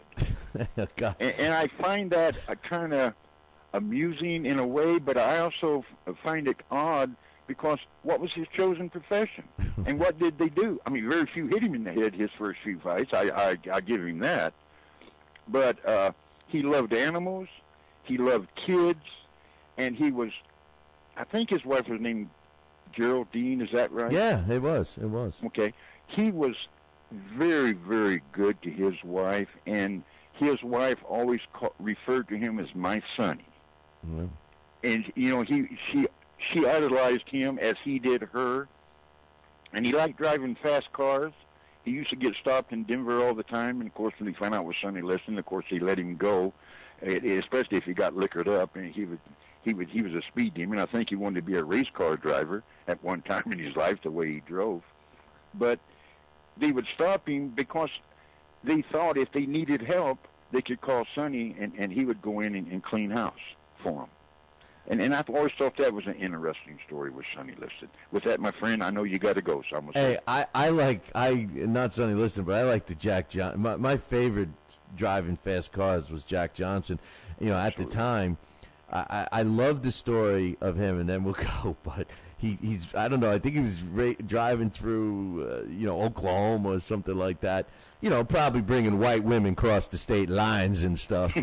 But he was driving, and he gets pulled over for speeding, and they said, you owe us X amount of money. Let's just say it was $50.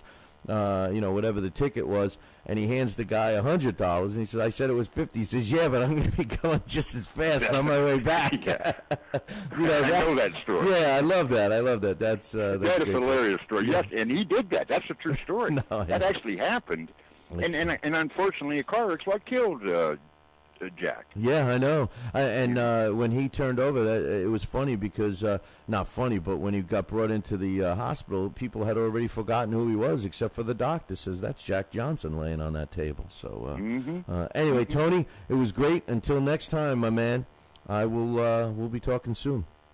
Thanks, champ, and thanks to listeners for tuning in on our segment, man. The Spotlight on the Heavyweights. It's a pleasure doing it. Sounds good, brother. I'll talk to you soon. Thanks, champ.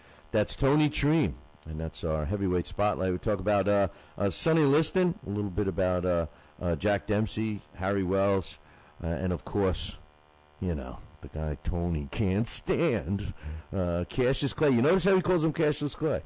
That's a thing that a lot of people that weren't too fond of who as Muhammad Ali continue to call him. So, hey, until next time, Heavyweight Spotlight's going to shine again soon. See you then. Like I like to say, Ciao, baby. Talkin' Boxing with Billy C. now has official merchandise available on TalkinBoxing.com. T-shirts, sweatshirts, hoodies, and mugs. And yes, even undergarments.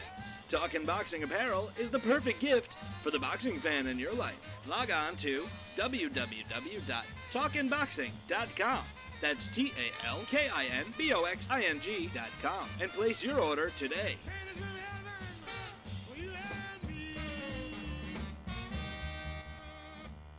Join us here for 2 hours as Billy and the gang do what they do best. Every time I start talking about boxing, a white man got to pull Rocky Marciano out the ass. Rocky Marciano was good, but compared to Joe Louis, Rocky Marciano ain't. Beat Joe Louis's ass. Joe Louis was 75 years old when he fought. Huh? What? We're supposed to be talking boxing. It's Talking Boxing with Billy C. As Billy C. sits here in the multi-million-dollar Talkin' Boxing studios, sipping a fine wine before you're even out of bed, you should be thinking, damn, I wish I had a mustache like his. It's the Talkin' Boxing with Billy C. show. He's Billy C., and you're not. Sucks to be you. Now let's dig into our archives and hear a rare interview when Billy C. first became the champion of boxing talk radio. Hello, Billy C. As the new champ, can we ask you a few questions? Why, certainly. Okay, your fans would like to know how you and your corner have successfully walloped the competition. We're not ordinary people. We're morons. Anything else? I'm a victim of circumstance. Did your success finally come when you made the show 5 days a week for 2 hours? What do you think? I'm trying to think, but nothing happens. Now, please tell the listeners what you've learned from making it this far. Certainly. If at first you don't succeed, keep on sucking till you do succeed. Great words of wisdom, Billy C. Keep up the great work as the undisputed People's Champion with your show, Talkin' Boxing with Billy C. Any last words to anyone who's listening? This is your fault, you bonehead.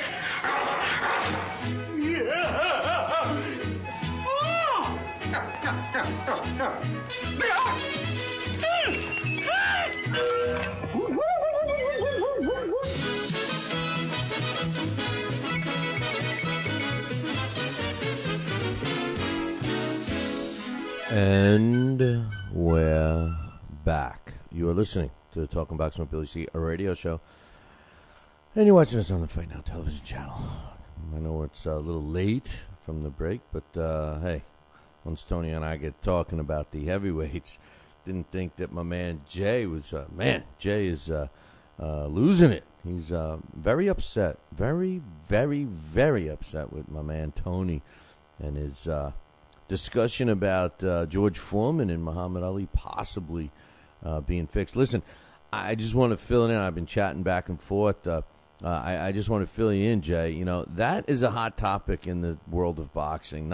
Tony's not the only person that thinks that. Remember where that fight was. Remember the circumstances surrounding that fight. Muhammad Ali was like a god over there in Zaire. And, people didn't like Foreman. And I'm sure Murphy will back me up on this. There was points when, after that fight, that George Foreman claimed that he was poisoned, that the food he was eating and the water he was drinking was tainted and all that stuff. There was rumor that they told him if he walked out of there a winner, that he wouldn't even make it out of the ring, that he would be shot on the spot. So, all those stories that circulated is what started that whole discussion that there might have been a fix. Now, obviously, if you watch the fight, you can see how Muhammad Ali meticulously broke down George Foreman. All I'm going to say is George Foreman was tired, clearly tired out, and when Ali nailed him, he looked like a top spinning down and came crashing to the canvas and did not get up. It was one of my favorite fights. I never really thought of it as a fixed fight one way or another, but more than one person feels that way. And as a matter of fact, Tony said time and time again that he doesn't believe it. He was just pointing out that there was a lot of stories behind it. So I think you read it the wrong way. But nonetheless, we got some other news. Don't forget, man, this weekend is a huge fight out in New Mexico. I'm going to have the luxury of calling the action. Holly Holm and Anne-Sophie Mathis are going to be fighting it, doing it again. That's right. Last time, it didn't work out too much for Holly Holm. She was knocked out by Ann Sophie Mathis. This is the rematch. It was supposed to be a little earlier, but some stuff like, Holly Holm getting married and things like that kind of prolonged it a little bit. Now, if you're out in New Mexico, make sure you get yourself a ticket to this event. I'm going to be there. Now, they are going to replay this fight at some point. I don't have any other information. I've tried reaching out to Team Fresquez several times, beginning last week, right up until yesterday, trying to get some information on the rebroadcast, when it will be, where it will be, all that stuff, and they have not given it to me. So I don't know. All I can say is keep your eyes peeled. But I know that there's still them. You know what? I don't even know if this ticket's still available. Last I knew that there was some, but they said that the ticket sales were going very well. If you are in the New Mexico area and you got yourself a ticket, or if you're planning on getting yourself a ticket, do me a favor. Make sure you come by and say hello to me. All you got to do is say hi, and we'll get you a prize. That's it. It's that simple. And if you are thinking about coming out to that fight, make sure you drop me an email today, because I'll be en route tomorrow. Make sure you drop me an email today, Billy@TalkinBoxing, TalkinBoxing.com, and we'll try to set up a time where we can do a Billy C get-together, and that would be cool. So do that now. Now, for everyone that's out there or planning to go out there, here's some info that you may want to know. On Wednesday, tomorrow, at 2 p.m., at the Route 66 Hotel and Casino, at the Legends Theater, where the fight's going to be, there'll be the final press conference. So if you're in the area around 2 p.m. on Wednesday, make sure you swing by the press conference. On Thursday, they're going to have a full-blown weigh-in, same time, 2 o'clock at the same location. Make sure you show up there. And the doors open at 6 p.m. On Friday for the fight. The first fight is scheduled to start at 7 p.m., promptly at 7 p.m. It will be taking place at the Route 66 Hotel and Casino in Albuquerque, New Mexico. I hope to see you all there. It was signed, sealed, and delivered WBO junior lightweight champ Adrian Bronner, who's 23-0 with 19 knockouts, who fights out of Cincinnati. He's taken on Vicente Escobedo, who's got a record of 26 wins, 3 losses, with 15 of his wins coming by knockout. And it's scheduled for July 21st. It's going to be at the U.S. Bank Arena in Cincinnati, Ohio. Guess what? You don't even have to go to Ohio to watch the fight. You can watch it on HBO, because it's going to be an HBO After Dark special. Some other special news. How about Saul Alvarez? It was announced yesterday that Golden Boy Promotions is going to make a special announcement today. That's right. Today, they're going to be talking about Saul Alvarez's next fight, which is scheduled for September 15th. I'm assuming that they're going to announce his next opponent. We all know that he was supposed to take on Paul Williams, but unfortunately for Paul Williams, he was involved in a career-ending motorcycle accident. And right as of now, I have not heard any updates, but Paul Williams had undergone some surgery. He's still paralyzed from his waist down, of course, and he vows to not only walk again but fight again. I hope he can stand on his own first. Do that first, Paul. But nonetheless, Canelo Alvarez, or more commonly, well, people know him as Canelo. His name is Saul Alvarez. We're going to hear today who he's fighting now. They tried to get James Kirkland, but they couldn't come to an agreement money-wise. So I guess the last two guys standing right now is Carlos Quintana and Victor Ortiz. Now, I don't understand why they're mentioning Victor Ortiz. Victor Ortiz has a tough fight coming up against Josito Lopez, and that's certainly not a layup fight, man. You know, I'm a big Josito Lopez fan. I know he's not exactly the most refined fighter, but he is one tough SOB. And remember one thing about Victor Ortiz. Still question his heart a little bit, and a lot of people want to see Victor Ortiz fight Mayweather again. Tell you the truth, you know, if Mayweather does not fight Manny Pacquiao at some point, you know, I would rather see Floyd Mayweather fight Victor Ortiz than I would rather. I don't want to see him fight Timothy Bradley. I'd rather see him fight Victor Ortiz or Sergio Martinez. Really, that's the end. I mean, those are the only two fights. And we had. My man Coach telling me that in the chat room, telling us that it was reported that Floyd Mayweather is trying to talk the officials in Las Vegas to let him serve the rest of his sentence at home under house arrest. Now, what kind of sentence would that be at Mayweather's super-duper complex where he lives? Stop giving this friggin' guy special treatment, man. It's sickening. It's sickening. You and me would have been doing the 90 days. First of all, we wouldn't even had it postponed. So if anybody else would have been convicted of smacking around his wife in front of, or his girlfriend in front of his kids and doing all the dastardly things he does, then, come on, man. Come on. I'm sick of him getting special treatment. He's a dog. He's a skirt. I spit on Floyd Mayweather as a person, not as a boxer. He happens to be the best boxer out there, but as a person, I spit on Floyd Mayweather as a person. Scourge. On a positive note, Carl Froch. Looks like, they're given... now, Bute had 6 months to have the rematch. At least the rematch clause was in 6 months. Now, according to Team Froch, this might be tough because if Bute does decide to take the fight, which they have not agreed to as of this morning, they have not agreed to take it yet, really they're estimating that he would have to begin his training by the end of this month.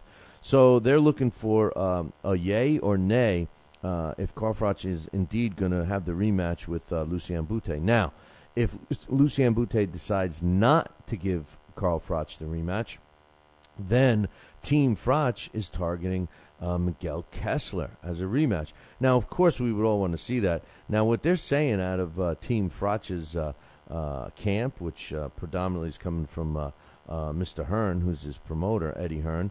Eddie Hearn says, hey, listen, we're not saying that Kessler is afraid, but, he may be able to make some more money fighting in Denmark, fighting bums, than he would to fight Carl Froch. We're just trying to make the money right. He says right now, here's the sad part. A lot of people think that if that first fight between Kessler and Froch happened to have been in England, Froch would have won the fight. He says it was a close fight in Denmark. And, oh, by the way, Froch was suffering from some injury and some illness, and he was not even 80%. So some pretty strong words from Team Froch. I happen to agree with them. Not that I knew that he had any kind of a problem, but I think Carl Froch destroys Miguel Kessler, and I thought he actually won the first fight. So, I feel about Kessler the way I feel about Joe Calzaghe. So, Rendell Monroe is putting a lot of pressure on himself now. This weekend, he's going up against Scott Quigg for the vacant interim WBA Super Bantamweight title. It's on the main. It's the main event at the Manchester Velodrome on Saturday. Now, this is a Ricky Hatton production. A lot of good fights on this card, including Ryan Rhodes taking on Sergey Rabchenko for the vacant junior middleweight title.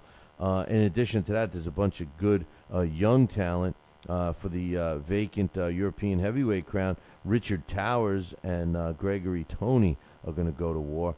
And also for the British middleweight champ, Martin Murray, is going to be taking on another French fighter, Kareem Anchour. Those are all the bigger bouts, I guess. And then some other fights to look forward to. Craig Watson against Tomasz Mariusz. Lucas Brown against Hastings Rassani. Adam Etches against Scott Jenkins. And Christian Late against Scott Jenkins against Christian Light. Adam Little versus D. Mitchell. And Kaloum Diouf versus Anwar Al-Fradi. So there may be a couple of other fights on there as well. Now, what else is taking place on Saturday? Well, how about Julio Cesar Chavez Jr.? Julio Cesar Chavez Jr. is taking on Andy Lee. Now, I've always been a guy that thinks Andy Lee is one of the most overrated fighters in the sport. I've never been impressed with Andy Lee.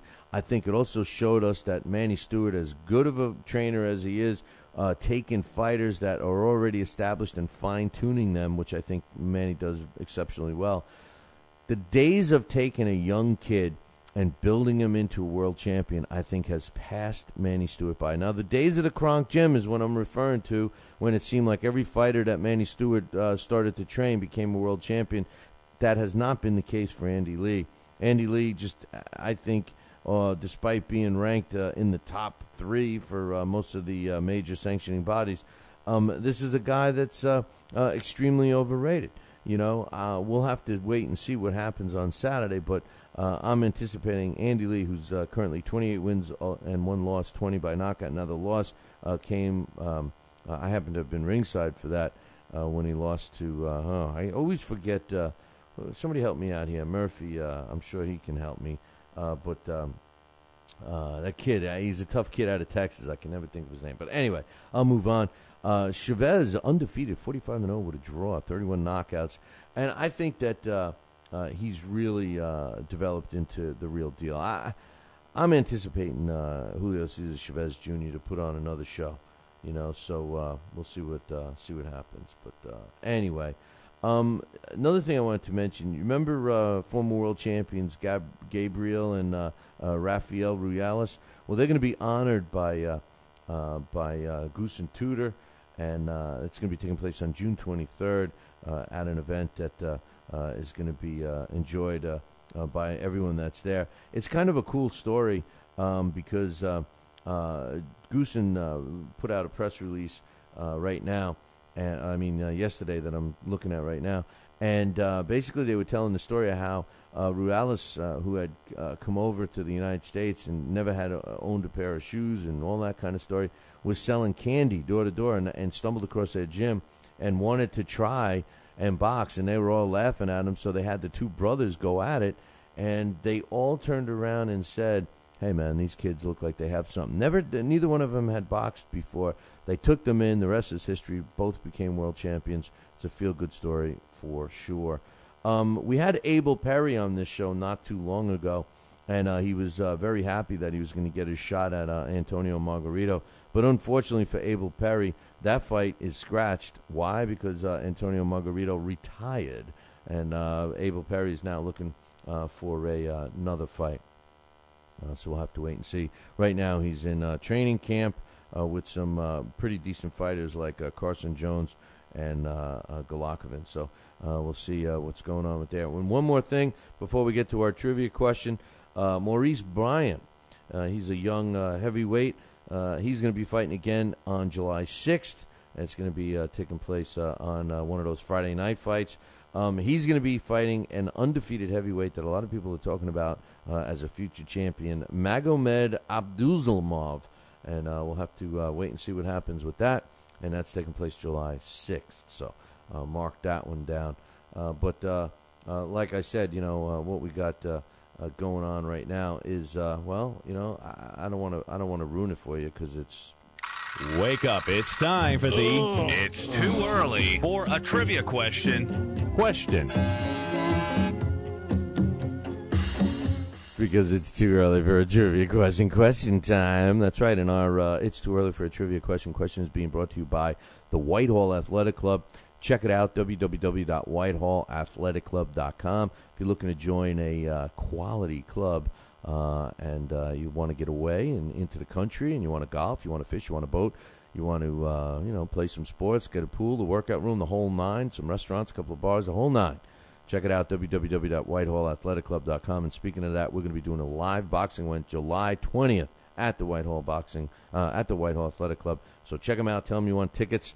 VIP tables, man. Hey, let's get some Billy C listeners together. We'll all go in on a VIP table. It ought to be fun. www.whitehallathleticclub.com. Now, what's on the line today? We got a great prize. We got the Title Bout Championship computer game. I was describing it yesterday. It's not really a video game with graphics. What this is it's geared for true boxing fans. That's right. What you can do is simulate all-time great matches. You could put George Foreman up against John L. Sullivan. You could put Mike Tyson up against Sonny Liston. Whatever you want to do, you set the criteria, what the trainers were, what kind of condition they're in, and all of that. And the computer, based on the stats that they've been compiling since 1972, they will compile and run a simulation fight, and you will get the winner. Now, you could do this 1,000 times and get the mathematical average of who would have won. It's a great game. It's worth about $40, and it's yours if you know this trivia question. And to add to the fun, I'm going to be adding the Rocky Marciano collector phone card. So who fought in the most fights from 1950 to 1959? Who fought in the most fights from 1950 to 1959? If you know this answer, email me, Billy@TalkinBoxing. That's TalkinBoxing.com. This day in boxing history. And finally, this day in boxing history is being brought to us by Campanero and Tomkovich. If you need a lawyer, you need Campanero and Tomkovich. Give them a call today, 845-221-4099. Let Campanero and Tomkovich knock out your legal problem. Give them a call, 845-221-4099. On this day, June 12th, back in 1930, Max Schmeling wins the vacant world heavyweight title when Jack Sharkey was disqualified in the fourth round. The fight took place on this day, June 12th, in 1930, in the Bronx, New York. Hey, man, that concludes our show for today. I got one more thing to say. You know what it is?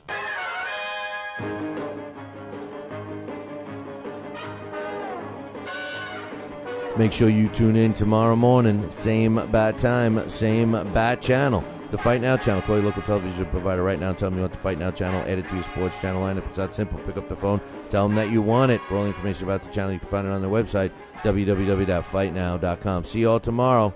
Ciao, baby.